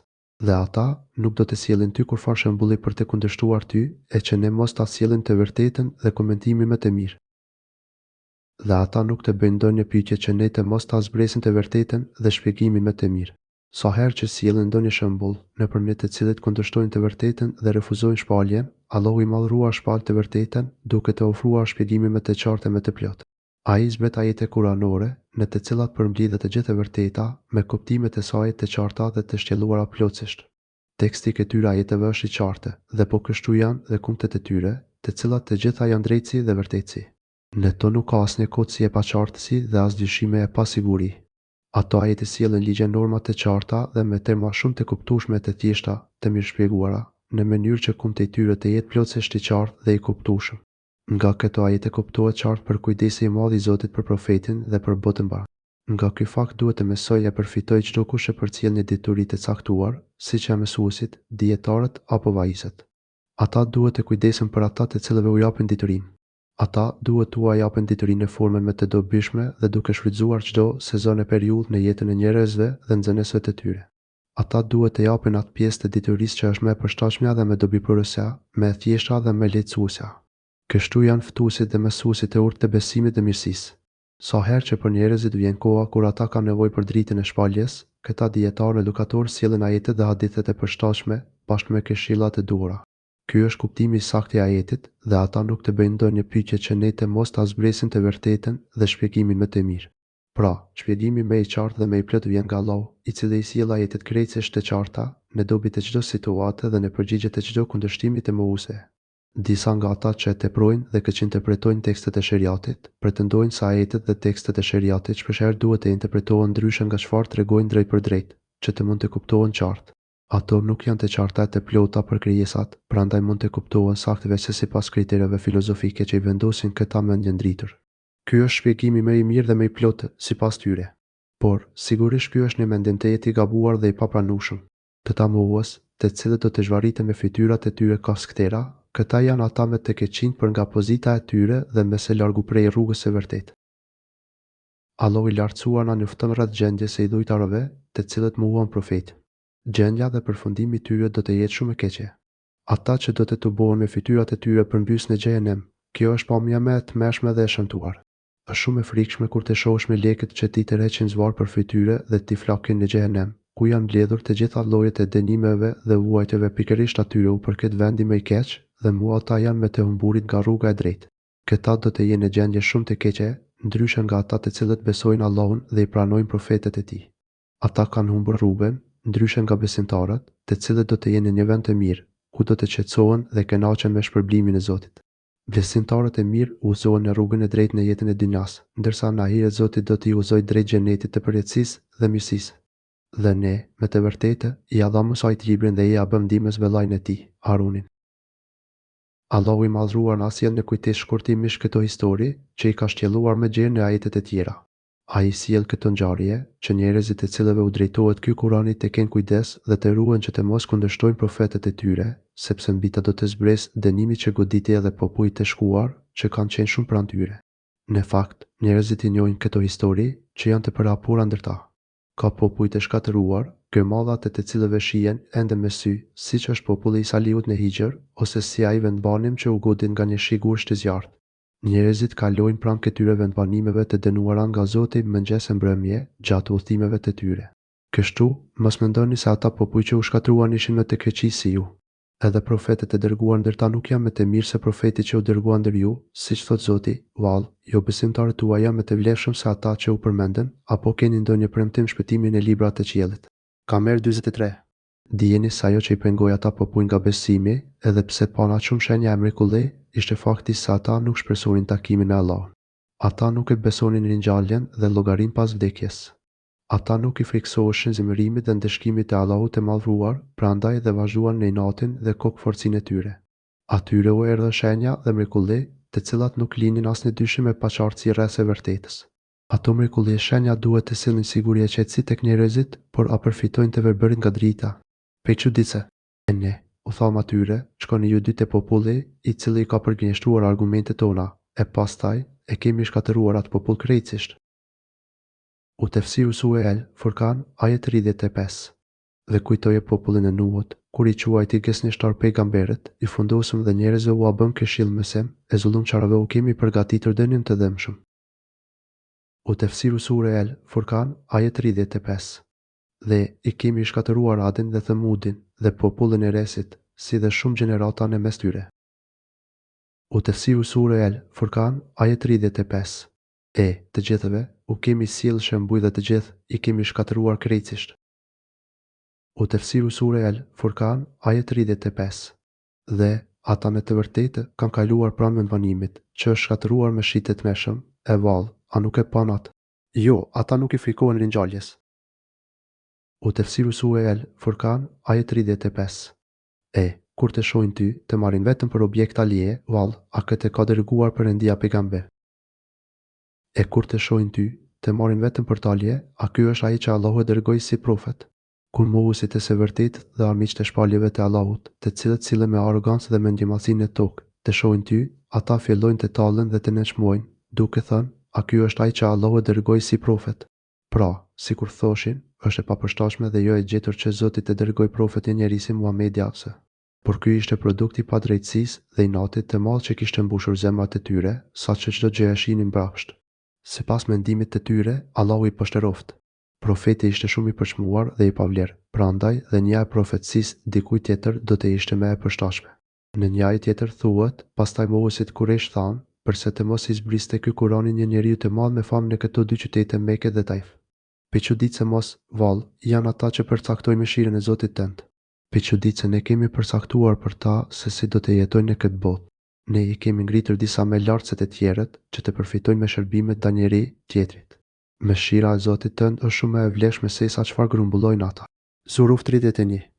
Sigurisht, këto lloj fjalësh burojnë nga njerëzit më ignorant dhe të padrejtë, ose nga ata që janë të mbushur me inat dhe shpërfillen të drejtën, duke pasur si synim të vetëm cënimin e së vërtetës dhe mbizotërimin e kotësisë. Nëse do të mendonin pak për cilësitë dhe sjelljen e Muhamedit ibn Abdullahit ase, do ta shihnin qartë se ai ishte një burr i madh plot vlera dhe virtytet e larta, i pakrahasueshëm me logjik, në arsyen e shëndosh e mendjen e mbret, i pashembull dhe i parriqëm në moralin e lartë dhe shijen e hollë, i rrallë në ndeshmërinë, trimërinë dhe bujarinë e tij. Ai i kishte të gjitha cilësitë e vyera. Atë mund ta urrente dhe përçmonte vetë se një ignorant dhe dështak i pashembullt, një mendjelejt e kontradiktor, një i padrejtë dhe armiqësor. Mjafton si treguesi i ignorancës së dikujt fakti që ai cënon dhe nënçmon figurën e këtij profeti madhështor, të urtë, të nderuar dhe fisnik. Në fakt, qëllimi i tyre me taljen dhe përçmimin e profetit ishte këmbëngulja dhe ngurësia në kocsinë e tyre dhe mashtrimi i mendjelejteve për t'i larguar nga rruga e tij ase. Për pak që duke na shmangur larguar nga hynit tona, por ne u qëndruam besnik atyre. Ata do ta dinë kur të shohin dënimin se kush është shmangur me larg rrugës së drejtë. Ai gati do të na kishte zëmbrapsur prej zotave tanë sikur të mos kishim qenë qëndrestar e besnik ndaj tyre. Kuptimi, po të mos bënin durim, ky njeri do të na devijante nga Zoti tanë. Allahu i shëndoft. Ftesën e profetit për të njësuar Zotin si një të vetëm dhe të pasha që konsideronin si devijim nga rruga e mirë. Sipas tyre, idhujtaria ishte rruga e drejtë, nga e cila nuk duhej të largoheshin për asnjë arsye, ndërsa të ujdi i Zotit ishte devijim dhe largim nga rruga e drejtë, gjë e cila kërkonte durime këmbëngulje që të mos ndodhte, prandaj dhe këshilloni njeri, tjetrin për durim, siç thuhet në këtë ajet, paria nga mesi i tyre vijua duke i thënë njeri, tjetrit, vazhdoni të jeni të qëndrueshëm në adhurimin e zotave tuaj, sepse kjo është një gjë e kurdisur. Sa 6. Ndërsa këtu thuhet, ai gati do të na kishte zëmbrapsur prej zotave tanë sikur të mos kishim qenë qëndrestar dhe besnik ndaj tyre. Në fakt, durimi është i ladërueshëm në çdo rast tjetër, përveç këtij, sepse ky është durim me kocsi dhe në punë që sjellin zemërimin e Allahut dhe shkak për t'u bërë lëndë djegëse e xhenemit. Ndërsa besimtarët bëjnë durim në përhapjen e së vërtetës, sikurse thotë i lartësuari, përveç atyre që besojnë dhe bëjnë veprat e mira, këshillojnë njëri tjetrin për të vërtetën dhe këshillojnë njëri tjetrin për durim. As 3. Me këto fjalë, idhujtarët metonin se ata ishin në rrugë të drejtë, kurse profeti ishte në të kotën. Duke qenë se ata e refuzonin besimin e drejtë, Allahu i lartësuar i kërcënoi me ndeshkim dhe njoftoi se kur ai ndeshkim të vi, ata do ta kuptojnë se kush ishte më larg të vërtetës, të mirët. Shpejt do ta mësojnë, kur ta shohin qarta dënimin, se kush ishte më larg se vërtetës. Ata do ta mësojnë me siguri të plot se kush ishte më larg se vërtetës. Allahu i përshkruan ata kështu, a ditë keqpërsi do të kafshoj duart e veta dhe do të thotë, "Oh, i miri unë, sikur të kisha ndjekur rrugën e drejtë së bashku me profetin. Ah, i miri unë, sikur të mos e kisha bërë mik asnjëri. Në të vërtetë, ai më largoi mua prej udhës së drejtë të Zotit pasi më pati ardhur qartësisht dhe plotësisht. Shejtani është vetë se tradhtar për njeriu." Furkan 27:29. E ku ka më të humbur se sa ai që, si Zot e vetin, që e adhuron dhe i nështrohet, ka epshin, që e çon vetëm në shkatërim. Prandaj i lartësuari thot: A e ke parë ti atë që epshin e vet e ka marrë për hyni? A don t'i bëhesh mbrojtës atij? A e ke parë ti atë që si të adhuruarin e tij ka zgjedhur pasionin e vet? A nuk çuditesh nga gjendja dhe humbja ku ai është rritur? Por ajo që është më e çuditshme është fakti se një i tillë të gjykon veten sikur është në gradat më të larta. Mos vallë, ti do të bëhesh mbrojtës për të. Pikçuditse pra, ti nuk mund të jesh imponues dhe përgjegjës për ta. Detyra jote është vetëm çortimi e këshillimit qartë. Në fakt, ti e ke kryer detyrën tënde dhe tashmë llogaria e tij është tek Zoti. A emrin ose shumica e tyre dëgjojnë dhe kuptojnë? Ata janë vetëm si shtas. Jo, ata janë edhe më të kyçin, me që janë të humbur edhe më shumë. A mendon ti se shumica e tyre dëgjojnë ose kuptojnë? Ata janë si bagëti. Madje ata janë edhe më të humbur nga udha e drejtë. Allahu i madhruar na tregon edhe një aspekt tjetër të humbjes së tyre, faktin që ai ka privuar nga aftësia për të dëgjuar dhe logjikuar të mirën. Ai përgjason ata në aspektin e humbjes dhe devijimit të tyre me bagëtitë, të cilat dëgjojnë vetëm zërat dhe thirrje. Ata janë shullë me mece të verbër që nuk logjikojnë as pak. Madje ata janë edhe më të humbur se bagëtitë, sepse ato të paktën i drejton mbariu dhe ato marrin ullën që ajo tregon duke u ruajtur nga rreziqet. Gjithashtu, përfundimi i tyre është më i pastër se sa i këtyre të mjerëve. Nga të gjitha këto kuptohet qartë se ai që shpef dhe nënçmon profetin e Zotit e meriton vërtet për t'u përçmuar dhe përshkruar me të tilla cilësi të ulta. Madje çdo bagëti është në gjendje më të mirë se sa të tillë njerëz të humbur. A nuk e ke parë ti pushtetin e Zotit tënd, si e ka zgjatur hijen, e sikur të kishte dashur, do talentet e pandryshueshme dhe e kemi bërë diellin tregues të saj. A nuk e sheh ti se si Zoti yt e përzgjat hijen? Pikçuditse sikur të kishte dashur do ta bënte atë palevizshme. Dhe ne e bëjmë diellin drejtues të saj. Të hijes, a nuk e ke parë me sytë e ballit dhe të mendjes pushtetin e plotë të Allahut dhe mëshirën e tij të gjerë. Pikçuditse ai e shtrin errësirën mbi krijesat para lindjes së diellit. Pastaj, pasi dielli lind, ai e bën diellin si drejtues të hijes. Nëse nuk do të ishte dielli, nuk do të dilte hija. Kështu, gjërat njihen me të kundërtat e tyre. Pastaj e kemi tërhequr atë, dalë ngadalë, pranë vetes. Pastaj ne e tërheqim atë, hijen pranë vetes pak nga pak. Sa më shumë të ngrihet dielli lart në qiell, aq më shumë shkurtohet hija, dalë ngadalë, derisa zhduket plotësisht. Ndryshimi i hijes dhe diellit, që krijesat e shohin vazhdimisht dhe ajo që ndodh çdo ditë, si ndryshimi i natës dhe ditës apo ndryshimi i stinëve, sjellin shumë dobi për krijesat. Të gjitha këto janë argumenti më i fortë që tregon për pushtetin, madhështinë, mëshirën dhe për kujdesin e Allahut për krijesat. Kjo tregon se ai është i vetmi i adhuruar i merituar. Ai është i dashuri, i madhi dhe i ploti në madhështinë dhe burarinë e tij. Dhe ai është që ua ka bërë natën mbulesë dhe gjumin pushim, e ditën televizni. Dhe është ai që natën ua bën si mbulesë dhe gjumin si pushim, ndërsa ditën e bën si ringjallje. Për kërkimin e mirësive, nga mëshira dhe për kujdesi i tij për ju, ai e bëri natën ashtu si ajo veshja që ju mbulon, në mënyrë që ju të qetësoheni nga aktivitetet e ditës dhe të flini gjumë. Gjatë gjumit, qetësohen gjymtyrët tuaja. Nëse Zoti nuk do të kishte bërë natën, krijesat nuk do të qetësoheshin, por do të vazhdonin aktivitetin e tyre dhe, si rrjedhoi, do të dëmtoheshin shumë. Por edhe nëse do të vazhdonte errësira, ata do të dëmtoheshin shumë me nevojat e tyre. Por Zoti e bëri ditën si ku për të punuar dhe kërkim të mirësive të tij, përmes trettisë, udhëtimeve dhe punëve të shumta. Kështu arrin shumë mirësi. Dhe ai është që dërgon erërat si sjarri që para mëshirës së tij sjellin e shiut. Dhe kemi lëshur prej qiellit ujë të pastër. Dhe është ai që i lëshon erërat si lajmëtare për gëzim përpara se të vijë mëshira e tij. Shijo, Allahu është i vetmi që mëshiron krijesat e tij. Ai u dërgon erërat si paralajmërim për ardhin e mëshirës së tij. Nëpërmjet erave, mblidhen ret dhe bashkohen e kështu fillojnë të zbresin pikat e shiut me urdhrin e atij që kujdeset për gjithçka dhe rregullon çdo çështje. Atyre u vjen paralajmërimi për shiun me ashputsi dhe bukuri. Dhe ne lëshojmë ujë të pastër prej qiellit, ky ujë pastron prej papastërtisë rituale dhe asaj fizike, pra i pastron njerëzit prej papastërtive eliksive. Allahu i lartësuar e lëshon shiun gjithashtu që të ngjallë tokën pas vdekjes së saj.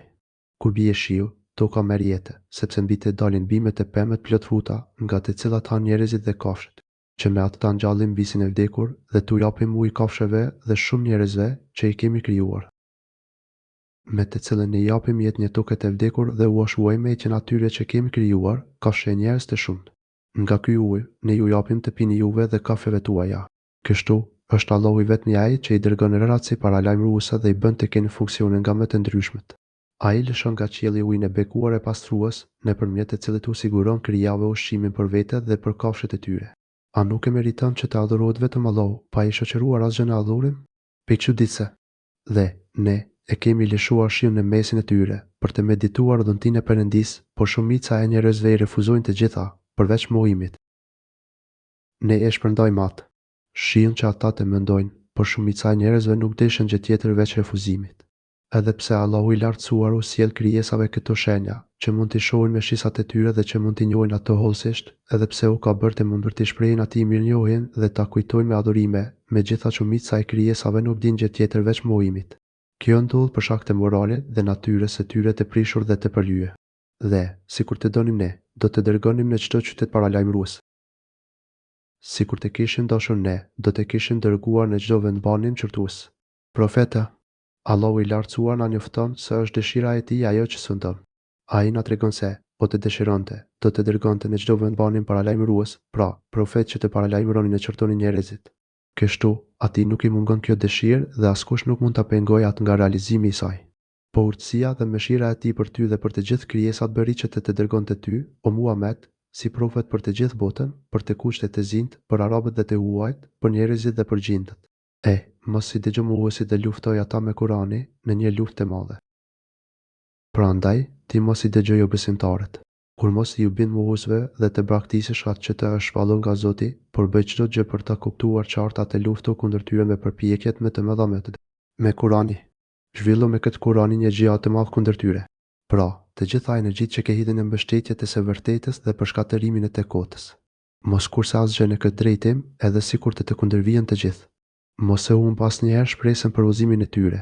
Asnjëherë mos e braktis ftesën dhe kumtimin e së vërtetës për asnjë shkak, e aq më pak për shkak të ftesave dhe tekavet të humburve. Dhe ai është që u ka dhënë rrjedhjet e lirë dy sipërfaqeve ujore dhe të lumi i madh.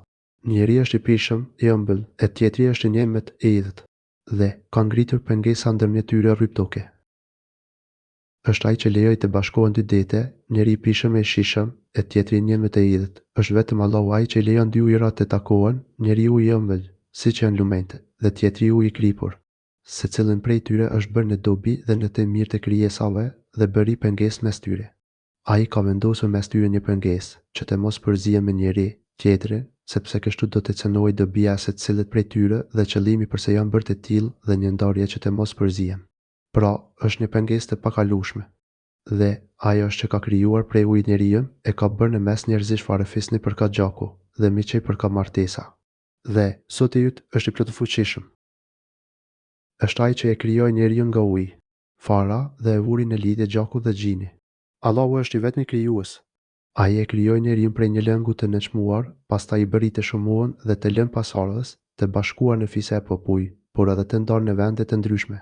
Por origjina e të gjithëve është nga lëngu i nënçmuar. Kjo tregon për pushtetin e tij të plotë, sepse Allahu thotë, Zoti yt është i gjithfuqishëm. E gjitha kjo tregon se vetëm adhurimi i tij është i merituar, ndërsa adhurimi i gjithçkaje tjetër është i kotë dhe i pavlerë.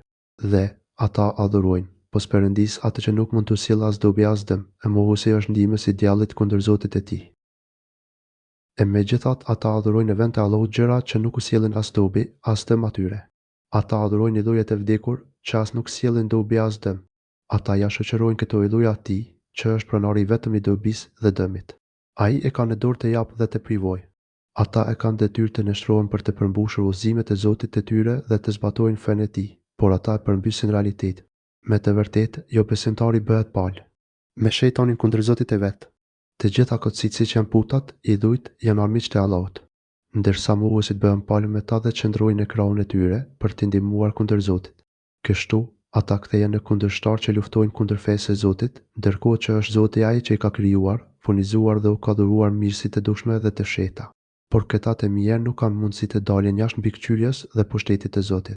Me gjithë mohimin dhe mosmirënjohjen e tyre, Allahu nuk ua ndërpret mirësitë dhe përkujdesin, sepse është Zoti i botëve.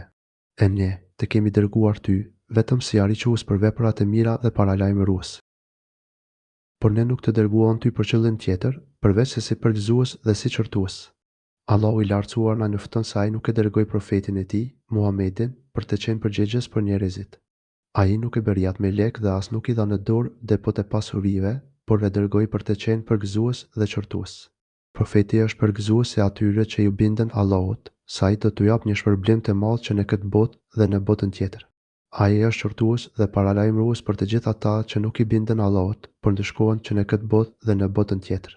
Ai do t'u sharojë njerëzve gjithçka që është e nevojshme. Thuaj, unë nuk kërkoj nga ju kurfar shpërblimi, por vetëm ai që don, le të shkojë rrugës së shpirtit të Zotit të tij. Thuaj, unë nuk kërkoj kurfar shpërblimi prej jush për këtë. Ti, o Muhammed, nuk po kërkon atyre ndonjë shpërblim për kumtimin e shpaljes tek ata dhe për ofrimin e udhëzimit të Zotit. Kështu, ata nuk kanë asnjë arsye për të mos të pasuar ty dhe që të nxjerrin pretekste për këtë. Por, vetëm kush të dëshirojë të marrë rrugën, që e shpje drejt Zotit të tij. Pra, përveç atyre që dëshirojnë të shpenzojnë nga pasuria e tyre për të kënaqur Allahun dhe për të ndihmuar fen dhe rrugën e tij. Nëse dëshironi të bëni diçka të tillë, bëjeni, sepse unë nuk ju detyroj. Ky shpenzim, në fund të fundit, nuk është një shpërblim që më jepet mua, por është në të mirën dhe dobin tuaj. Ai ju ndihmon në rrugën tuaj drejt Zotit. Pastaj Allahu urdhëron profetin e tij që ti mbështetej atij dhe të kërkonte ndihmë duke thënë: Mbështetu ti në të gjallin Perëndin, i cili nuk vdes, dhe lavdëroj atë, duke i bërë falënderime atij. Ai i di mjaft mirë mëkatet e robërve të vet. Dhe mbështetju të përjetshmit. Allahu është i gjalli, i përjetshmi, që ka jetë pamangësi që jeton e nuk vdes kurrë. Këtë jetë nuk e cenon asgjë, as kotja e gjumi as vdekja, sigurisht dhe madhëroje me lavdin që i takon. Adhuroj atë dhe vetëm tek ai mbështetu në të gjitha çështjet e tua që kanë të bëjnë me detyrimet ndaj krijesave dhe marrëdhëniet me ta. Dhe mjafton ai që ti di gjinohet e robërve të vet. Ai i di mirë të gjitha veprat tuaja dhe ka për t'ju shpërblyer për to. Kështu, ti, o profet, nuk e gjën në dorë për udhëzimin e tyre dhe nuk është detyra jote që të ruash veprat e tyre dhe të regjistrosh ato. Të gjitha këto janë në dorë të Allahut. Ai, i cili krijoi qiejt dhe tokën dhe çdo gjë që gjendet në mes tyre, për 6 ditë periudha kohore, gjeologjike, e pastaj mbysëndoi arshin gjësim. Ai është mëshiruesi dhe pyetet për atë që di. Ai krijoi qiejt, tokën dhe gjithçka që gjendet ndërmjet tyre brenda 6 ditësh, e pastaj u ngrit. E qëndroi mbi ash. Froni i Zotit është qatia e të gjitha krijesave. Ai është më i larti, më i gjeri, më i bukuri dhe nga krijesat më madhështore të Allahut. Ai është i gjithëmshirshmi. I gjithëmshirshmi u ngrit e qëndroi mbi fron. Ai i ka përfshirë të gjitha krijesat me emrin e tij i gjithëmshirshëm. Mëshira e Allahut ka përfshirë gjithçka. Në këtë ajet, Allahu na tregon se u lartësua e qëndroi mbi arsh, i cili ka përfshirë të gjitha krijesat. Ai na tregoi gjithashtu se bëri këtë duke na përmendur emrin që tregon me të gjerën e cilësive të tij, pra mëshirën. Kjo tregon se ai përkujdeset për krijesat e tij me mëshirën e tij gjithëpërfshirëse. Me këtë ajet, Allahu i madhëruar tregon se ai krijoi të gjitha krijesat, se ai di dhe shikon çdo gjë që shihet ose shfaqet taptazi nga ata, se ai u lartësua mbi të gjitha krijesat sipër fronit të tij dhe se ai është i ndarë nga krijesat. Atëherë, pyete për të ndonjë të ditur. I madhëruari ka për qëllim këtë vetën e vet. Ai është me dituri rreth madhështisë dhe cilësive të tij dhe na ka njoftuar rreth tyre me saktësi dhe imtsin e shpaljen e tij. Ata që marrin diturinë dhe dritën e shpaljes e njohin mirat dhe nështrohen me përunjësi para madhështisë së tij. Ndërsa mohuesit, që nuk e njohin përmes shpaljes, e mohojnë dhe refuzojnë që ta adhurojnë atë. Kur të thuhet atyre, bëni sejdë bamirësit të gjithë mbashëm. Ata i thonë: çka është ai bamirësi i përgjithshëm? Vallë, ti bëjmë sejdë atij që na urdhëron ti. Kjo u ashton atyre largimin prej fesë. Kur u thuhet atyre, bëjini sejdë të gjithëmshirshmit. Ata thonë: kush është Rahmani i gjithëmshirshmi? Kur ftohen që ta adhurojnë dhe t'i bjen në sejdë Rahmanit, i cili begaton me gjithë ato mirësi dhe i ruan nga të gjitha ligësitë, ata thonë: kush është Rahmani i gjithëmshirshmi? Duke ja refuzuar kështu adhurimin e tij. Ata i thonë këto fjalë duke sjellë një pretendim të kotë se gjoja nuk e njohin Rahmanin. Madje këtë përdorin si pretekst për të cënuar profetin Atsa. I dhejtarët thoshin, ai na ndalon që t'i lutemi zotave të tjerë, kurse për vete lutet dhe thot, o Roman. A thua se po i ftonte të adhuronin ndonjë zot tjetër. Prandaj Allahu i madhëruar thot në ajetet e tjera, thuaj, lutuni me emrin Allahu ose lutuni me emrin e Rahman, me cilin do prej emrave që ti luteni, emrat e tij janë më të bukurit. Isra 110. Kështu, emrat e Allahut janë shumë, e po kështu edhe cilësitë dhe atributet e tij. Çdo cilësi e tij është treguese e madhështisë së tij dhe faktit që ai është i plot dhe absolut në të gjithë emrat dhe cilësitë e tij. Allahu është i pashoq dhe i pashëmbullt, por mohuesit që refuzojnë ta njohin atë, gjithmonë do të gjejnë arsyetime për të refuzuar adhurimin dhe nështrimin ndaj tij. Ata thonë gjithashtu, a ti bëjmë sejdë sepse na urdhëron ti? Pikçuditse vallë, do t'i përulemi në sejdë vetë për shkak se po na urdhëron ti.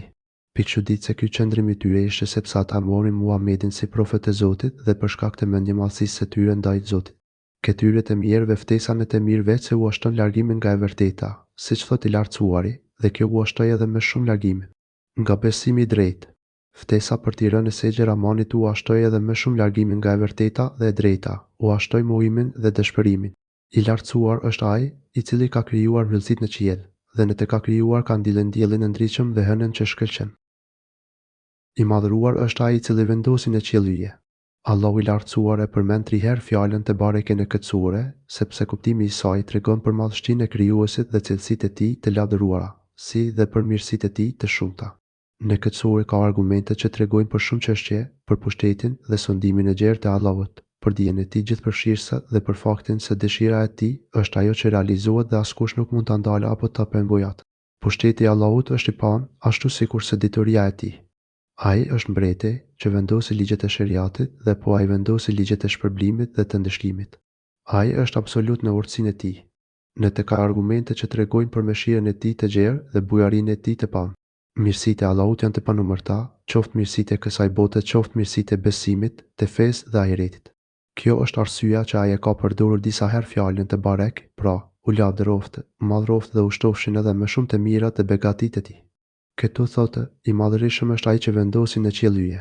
Burquhen yjet në përgjithësi, ose pozicionet dhe rruga e diellit dhe hënës, të cilat kalojnë nga një pozicion në tjetrin, duke formuar një mur, ashtu si ato muret që ndërtohen rreth rrotull kështjellave për t'i ruajtur. Kështu i ka bërë Zoti edhe yjet me qëllim që të gjuajnë shejtanët në qiell dhe vendosin e të diell, që ndriçon dhe ngroh, vendosin një trup qiellor që lëshon dritë dhe nxehtësi, pra, diellin e hëntës së ndriçme. Munir do të më thëtë një trup që ndriçon, por nuk ka nxehtësi. Ky është nga argumentet tregues të madhështisë dhe të mirësive të shumta të Allahut. Vështro me kujdes dhe medito pak se çfarë krijesash ka bërë Zoti, se si ka vendosur në një sistem perfekt dhe si rregullon çështjet në të. Pastaj shiko bukurinë e krijimit madhështore të pashëmbullt të këtij sistemi precis. Të gjitha këto tregojnë për madhështinë e krijuesit në të gjitha emrat, cilësitë dhe atributet e tij.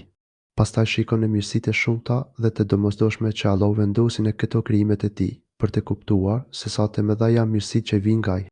Dhe ai krijoi natën dhe ditën që të vinë njëra pas tjetrës, këshill për ta që duan ta kujtojnë Perëndin ose ata që duan ta falenderojnë atë. Është ai që krijoi natën dhe ditën që ndjekin njëra tjetrën. Pasi largohet njëra, vjen tjetra. Kështu vazhdon gjithmonë dhe asnjëherë nuk mund të bashkohen ose të largohen që të dyja përkado që dëshiron të mendoj. Në madhërinë e tij atë dëshiron të jetë mirënjohës. Këto janë shenja dhe argumente shumë të forta për të gjithë ata që dëshirojnë të nxjerrin mësime, që duan të kujtojnë qëllimet hyjnore dhe të jenë mirënjohës ndaj Zotit. Ato janë argumente edhe për ata që duan të përmendin shumë Allahun dhe të shprehin mirënjohjen përmes adhurimeve të përcaktuara gjatë natës dhe ditës. Kështu, atij që i ke një adhurim që bëhet në njërin nga këto kohë, e bën në kohën tjetër që vjen pas. Po kështu, edhe zërat ndryshojnë gjatë netëve dhe ditëve, njëherë janë plot gjallë vjevrull, pastaj janë të lodhur e të mekur, njëherë janë të gjallë dhe e përmendin shumë Zotin dhe më pas janë të pakujdesshëm. Kështu ndryshojnë edhe zemrat gjatë ditëve dhe netëve në përkushtimin dhe largimin nga Zoti. Zoti bëri që ditët dhe netët të vërtiten dhe njeriu të sprovohet me këto ndryshime, që ta kuptojë mirë dhe të bindet se sa nevojë ka për Zotin e tij që ta forcojë dhe ndihmojë në të gjitha gjendjet. Nëse vëllëzohet të dobësohet në një kohë, ai u mundson që të forcohen, të përmendin Zotin dhe të jenë mirënjohës atij në një kohë tjetër. Edhe kohët e adhurimeve përsëriten çdo ditë e natë, që njeriu të ketë mundësi të marrë forca për adhurimin e Zotit. Ashtu siç përsëriten kohët, dita dhe nata, edhe robi i përsëriten kohët e dobësisë, por edhe të gjallërisë e vullnetit. Kështu, njeriu duhet të shfrytëzojë kohën e fuqisë së gjallërisë për të shërbyer atij në kohë dobësie. Të gjitha veprat me bindje ndaj Zotit janë si vaditje për pemën e imanit në zemrën e robit. Nëse njeriu nuk kujdeset ta vadis pemën e imanit në zemrën e tij përmes adhurimeve, ajo do të thahet dhe do të vdesë. I lavdëruar qoftë Zoti me të plotat dhe të sinqertat lavdërime për të gjitha këto mirësi dhe mundësi që u jep krijesave. Pastaj madhruari përmend mes gjithë këtyre mirësive edhe atë që është më e madhe mirësi dhe përkujdesja e tij, forca për të bërë punë të mira, nëpërmjet të cilave njerëzit do të arrijnë gratat e larta, që janë dhomat e zbukuruara në xhenetin e tij. Me poshtë jepen cilësitë e adhuruesve të Rahmanit që do të jenë në xhenet. Robërit e bamirësit të gjithë mbashëm janë ata, të cilët ecën thjesht nëpër tokë. Kur gjahillat i sulmojnë këta, me fjalë, përgjigjen, qetësia qoftë. Adhuruesit e të gjithë mëshirshmit janë ata që ecën nëpër tokë të qetë, në shtrimin ndaj Zotit është dylojesh, 1. Në nështrim ndaj rububies së tij. Këtë lloj nështrimi e kanë të gjitha krijesat, si muslimanët, ashtu edhe mohuesit, të mirët dhe të këqijt. Pra, të gjithë janë robë dhe të nështruar ndaj Allahut nën kujdesin dhe sundimin e tij. Zoti thotë, çdo qenie në qiell në tokë ka për t'ju paraqitur të gjithë mëshirshmit si rob. Merjem 93. Në nështrim ndaj uluhijes, pra, të qenurit rob dhe i nështruar për të adhuruar Zotin dhe për të kërkuar mëshirën e tij. Ky lloj nështrimi dhe adhurimi është nështrimi i profetëve dhe evlijave të Zotit. Është pikërisht ky lloj nështrimi dhe përunjëse që përmendet në këto ajete. Allahu i madhruar i quan ata robët e nështruar në adhurimin ndaj Rahmanit, pra, robët e Rahmanit, për të treguar se ata arritën në këtë grad nëpërmjet mëshirës së tij. Ai thotë se cilësitë e tyre janë më të mirat. Ja si përshkruan ai robërit e tij në një ajet tjetër, janë ata të cilët ecën nëpër tokë të qetë. Janë të qetë, modest, të përulur ndaj Allahut dhe të sjellshëm dhe të mirë me krijesat e tij. Ky është përshkrimi dhe pamja e tyre, ata janë plot fesnikëri, qetësi e modesti si në sjellje me Zotin, ashtu edhe në sjellje me krijesat e kur ignorantët u drejtohen atyre me fjalë fyese, ata thonë, paqe. Selam. Kur njerëzit u drejtohen me fjalë ignorantësh dhe të padrejtësh, ata thonë, selam.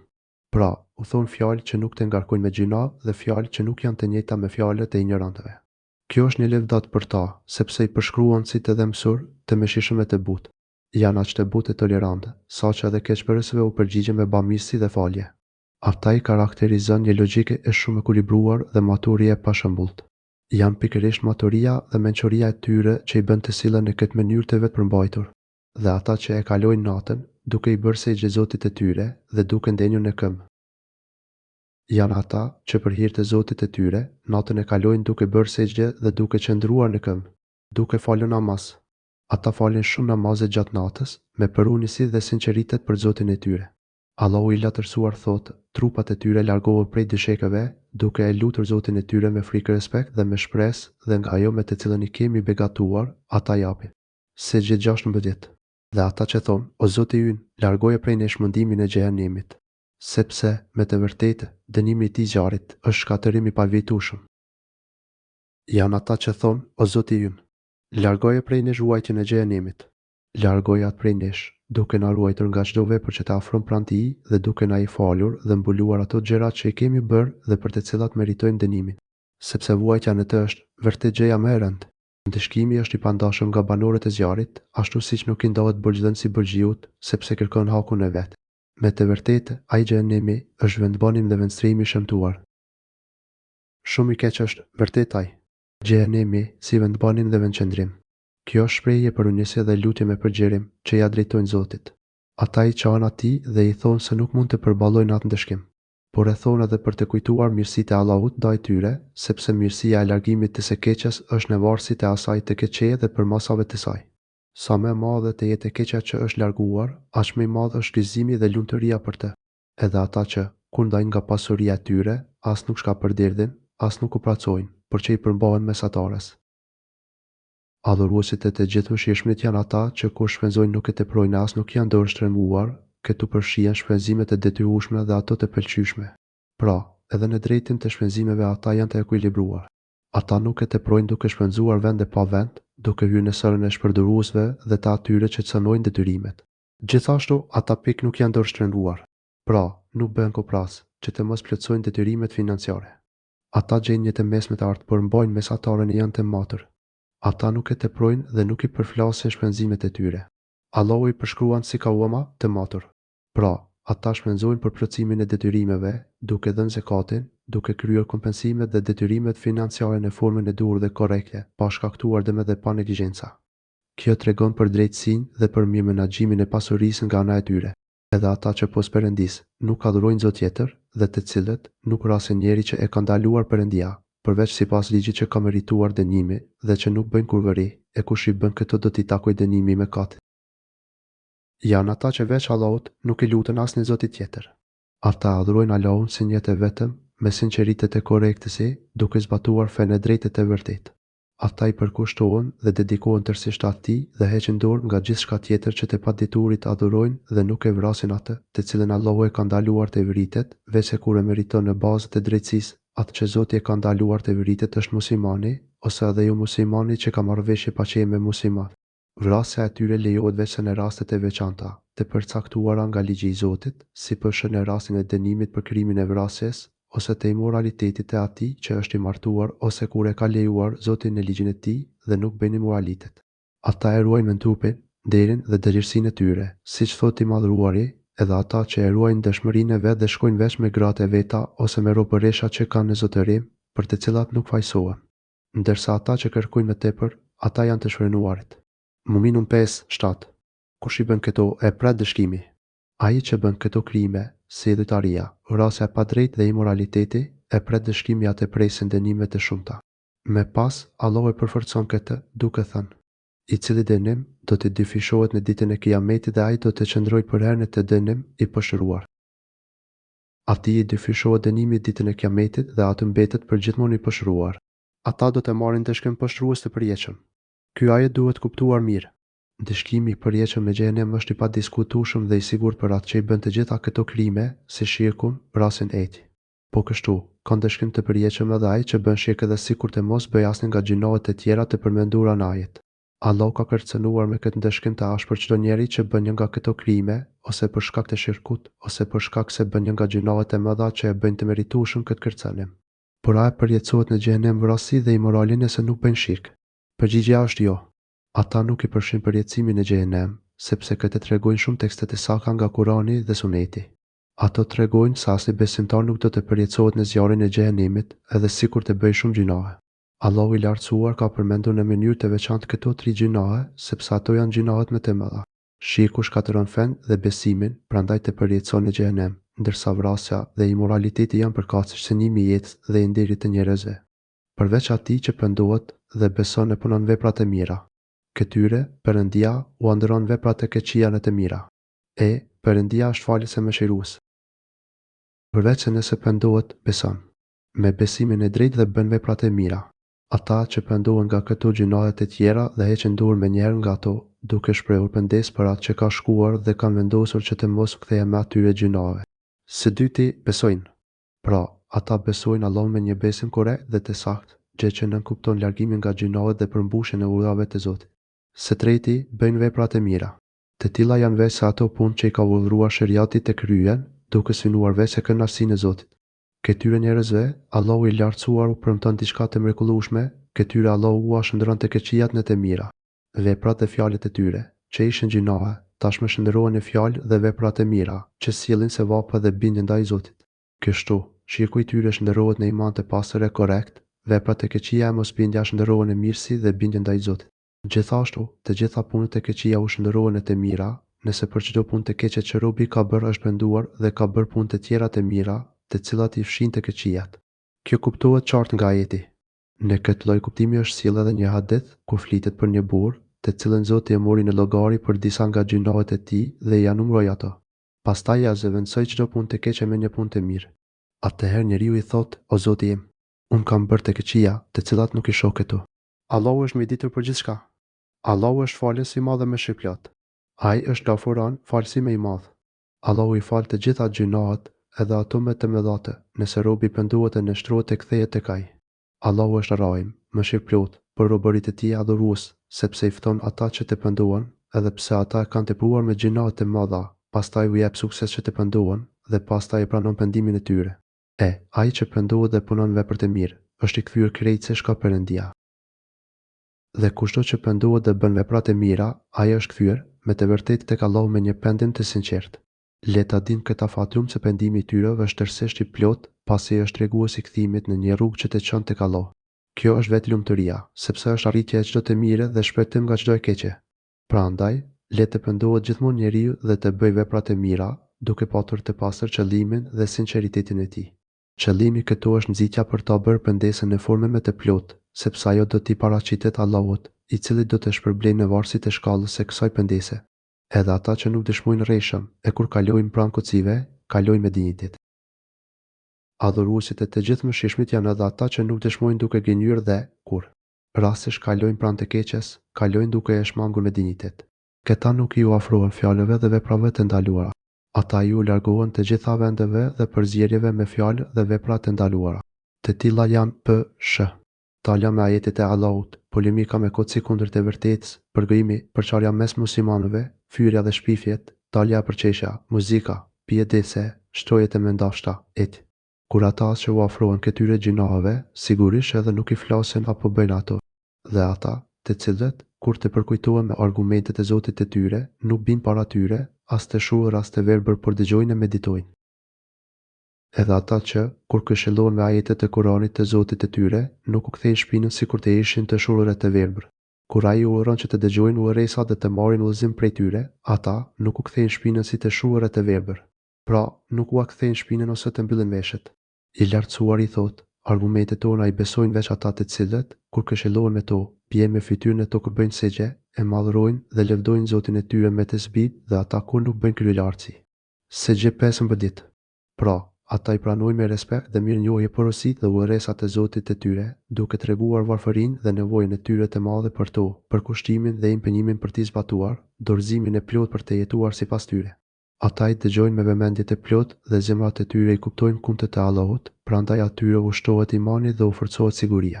Atyre ushtohet vullneti dhe forca për punë të mira dhe ndjejnë kënaqësi dhe lumturi me gjallërinë që fitojnë në besimin e tyre. Dhe ata që thonë, o Zoti ynë dhurona neve në gratë tona dhe trashëgimtarët ta mburim gëzimi dhe bëna neve shembull për të mirë. Edhe ata që thonë, o Zoti ynë, na adhuro kënaqësinë që gratë tona dhe pasardhësit tanë të jenë kënaqësia e syve tanë, na jep shoqëri, miqësi dhe bashkëshortet e mira. Na jep edhe pasardhës të mirë, që të na kënaqin sytë dhe shpirtin tonë. Nëse lexojmë mirë gjendjen e këtyre fatrumëve, i kuptojmë mirë ambicjet dhe vullnetin e tyre të lartë. Me këtë gradë të lartë e besimit, ata nuk qetësohen derisa t'i shohin qartë miq dhe fëmijët e pasardhësit e tyre të bindur ndaj Zotit dhe adhurues të mirë. Ata duan të shohin të ditur dhe punëtor të palodhur me diturinë e tyre. Në fakt, duke u lutur për miqtë, gratë dhe pasardhësit e tyre, ata luten edhe për veten e vet, sepse dobia e gjithë kësaj kthehet tek ata vet. Prandaj po të vëresh me kujdes ku u luten për këtë. Ata e konsideruan si dhuratë për vet ata, prandaj thonë Heblena, na dhuro kënaqësinë që gratë tona dhe pasardhësit tanë të jenë kënaqësia e syve tanë. Kjo dua është në dobit të gjithë muslimanëve, sepse rregullimi i këtyre që u përmenden është shkak që sjell rregullim edhe për të tjerët. E na bëj udhëheqës të devotshmëve. Na ngri, o Zoti ynë, në këtë gradë të lartë, në gradën e sidikinjve të sinqertëve dhe atyre adhuruesve që janë të kompletuar. Kjo është grada e imamit në fenë e Zotit dhe grada e të qenurit që mbull për të devotshmit në fjalë dhe vepra. Njerëzit marrin shembull nga veprat e tyre dhe gjejnë qetësim me fjalët e tyre. Njerëzit e mirë ecin pas tyre, gjejnë udhëzimin e drejtë dhe bëhen udhëzues të tjerëve. Sigurisht që lutja për diçka është dhe lutja për gjithçka, pa të cilën ajo nuk mund të arrihet. Dhe kjo gradë, pra, grada e udhëheqësit në fenë e Zotit mund të arrihet vetëm me sabër dhe yakin, siç thot Zoti, prej tyre ne bën prijes që me ullin ton uzojnë në ullin e drejtë, pasi ata ishin të durueshëm dhe ndaj argumenteve tona ishin të sigurt. Sejdë 24.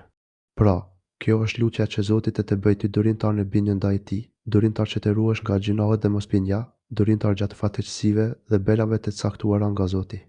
Është dua që Zoti të jap diturinë e plot që e çon robën në gradën e yakinit sigurisë së plot. Këto cilësi dhe punët e mira i sjellin robit mirësitë e shumta dhe dhuratat e mëdha nga Zoti. Ata do të jenë në gradat më të larta që mund të arrijnë krijesat pas profetëve. Duke qenë se synimet dhe ambicjet e tyre ishin të larta, Allahu i shpërbleu sipas punës së tyre me grada të larta në xhenet. Ai thotë, të tillët që u përmenden, do të shpërblehen me xhenet, me që duruan, dhe do të takojnë në të, me përshëndetje në mes njëri, tjetrit dhe me selam prej Perëndisë dhe engjëjve. Këta janë ata që do të shpërblehen me vendin më të lartë në qiell për shkak se ishin durimtar. Ato janë grada shumë të larta dhe vendbanime të bukura, në të cilat është mbledhur çdo kënaqësi që të kënaq syt dhe shpirtin. Të gjitha këto shpërbime janë produkti durimit të tyre, siç thotë i lartësuari, për ta janë përgatitur xhenetet e Adnit, ku do të hyjnë ata dhe prindërit, gratë dhe fëmijët e tyre, të cilët kanë qenë vepërmirë. Melekët do t'i vizitojnë ata, duke u hyrë nga çdo portë. Selamun aleikum. Me durimin tuaj gjetet shpëtimin. Sa e mirë është shtëpia e tyre e përjetshme. Rad 23-24. Prandaj këtu thotë, dhe aty do të pritën me përshëndetje dhe selam. Selami u vjen prej Zotit, prej melekëve dhe prej njeri tjetrit. Gjithashtu, ata janë në paqe dhe të sigurt për çdo gjë që i shqetëson nga lodhja e pakënaqësia. Janë në lumturi dhe preje. Në këtë ajet, Allahu i lartësuar i ka përshkruar adhuruesit e tij të dashur me disa cilësi. Ata ecën të mbuluar nga qetësia dhe preja, janë me moral shumë të lartë dhe edukat të pashëmbullt, me shirë e butësi, falje e tolerancë. Janë falës ndaj atyre që u bëjnë pa drejtësi dhe që i fyejnë me fjalë, largohen plot finesë dhe mirësjelljen nga ata ignorant. Ata falen shumë gjatë natës me sinqeritet e pastërti për Zotin, janë të frikësuar nga zjarri i xhenemit, prandaj luten me përunjësi dhe përgjerim që të shpëtojnë nga ky ndeshkim. Ata japin nga pasuria e tyre për shpenzime të detyrueshme ose të pëlqyeshme, por duke qenë të matur, ata nuk e teprojnë as duke dhënë as duke mos dhënë. Atëherë, duke qenë të matur në këtë aspekt, që zakonisht njerëzit e kanë të vështirë të jenë të matur, në çështjet e tjera janë edhe më të matur, ata janë të ruajtur nga gjunahet e mëdha dhe janë të kujdesur me sinqeritetin ndaj Zotit në të gjitha adhurimet. Ata ruajnë nga derdhja e gjakut të pafajshëm dhe cënimi i nderit të ndokujt. Edhe nëse ndodh që të gabojnë, ata me të shpejt pendohen dhe kthehen. Ata e ruajnë veten dhe nuk marrin pjesë në ato vende ku bëhen gjuna qoftë me fjalë, qoftë me vepra, sepse ruan që të mos i bëjnë vetë. Ata nuk thonë fjalë të ulta dhe nuk bëjnë vepra të shëmtuara ose të kota, në të cilat nuk ka mirësi.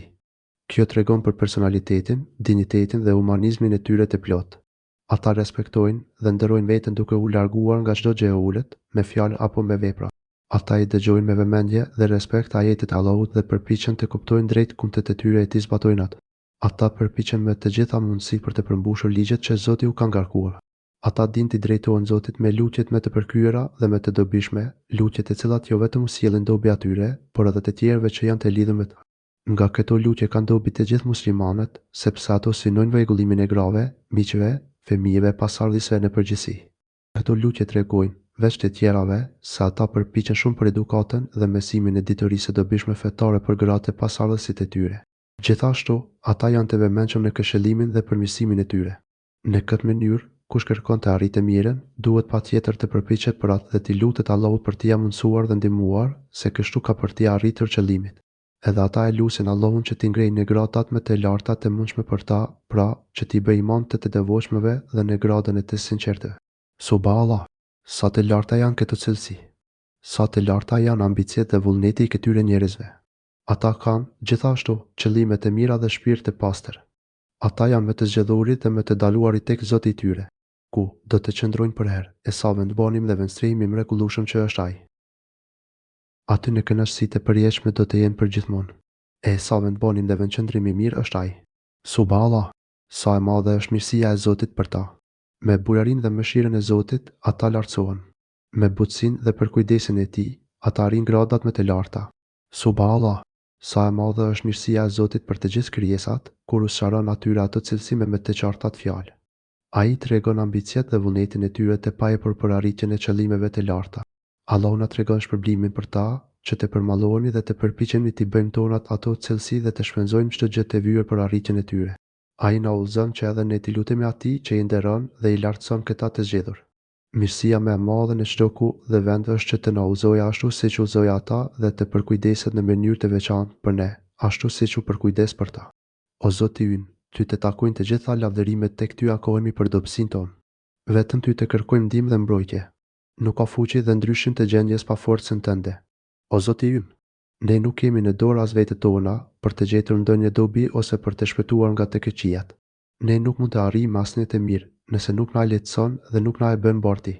Ne jemi të dobët dhe të pafuqishëm me çdo drejtim. Ne dëshmojmë dhe jemi të bindur se, nëse na le të mbështetemi në forcat tona, na ke lënë të mbështetemi tek me i dobëti, prandaj do të bijmë në gabime. Nuk kemi besim në asgjë tjetër, por vetëm në mëshirën tënde, me të cilën na krijoi e na furnizon dhe me të cilën na ke bekuar me mirësi të dukshme dhe të fshihura. Me mëshirën tënde, ti ke larguar prej nesh çdo ligësi. Na mëshiro, o Zot, na fut në mëshirën tënde, që të mos kemi nevojë për mëshirën e askujt tjetër veç teje. Askush nuk u dëshpërua nga ata që tu lutën dhe shpresuan tek ti. Ata përshkruan si robër adhurues të Rahmanit, pra, robër të mëshirës së tij. Allahu i dallon ata duke i ngritur në gradat më të larta të adhuruesve të sinqertë për vetë vlerat dhe veçoritë e tyre. Në këtë kontekst, ndoshta dikush mund të hamendësojë dhe të pyesë, po të tjerët, pse nuk quhen adhurues dhe robër të Zotit. Allahu i lartësuar njofton se ai nuk pyet për të tjerë, veç këtyre të zgjedhurve. Ai tregon se, sikur të mos ishte lutja e tyre me të dyja mënyrat, lutjet e adhurimit dhe lutjet e kërkesës, as nuk do të kujdesej për krijesat dhe nuk do t'i dënte ata. Ai thotë: "Thuaj, Zoti im nuk do t'ju përfilte, sikur të mos ishte lutja juaj e ju keni përgjigjëstruar, andaj dënimi për ju do të jetë i pavijtueshëm." Po ajo, mohuesve e si të kujdeset për ju Zoti im, nëse ju nuk i luteni atij. Piçëditse por ju e keni mohuar atë, prandaj dënimi do të jetë i pashmangshëm. Do t'ju vijë një ndeshkem që nuk do t'ju ndahet kurrë. Allahu do të bëjë ndarje me drejtësi mes adhuruesve të tij të sinqertë dhe të tjerëve. Këtu përfundon tefsiri i surës Furkan. Vetëm Allahut i takon lavdërimi për lëvdimet dhe mirënjohja.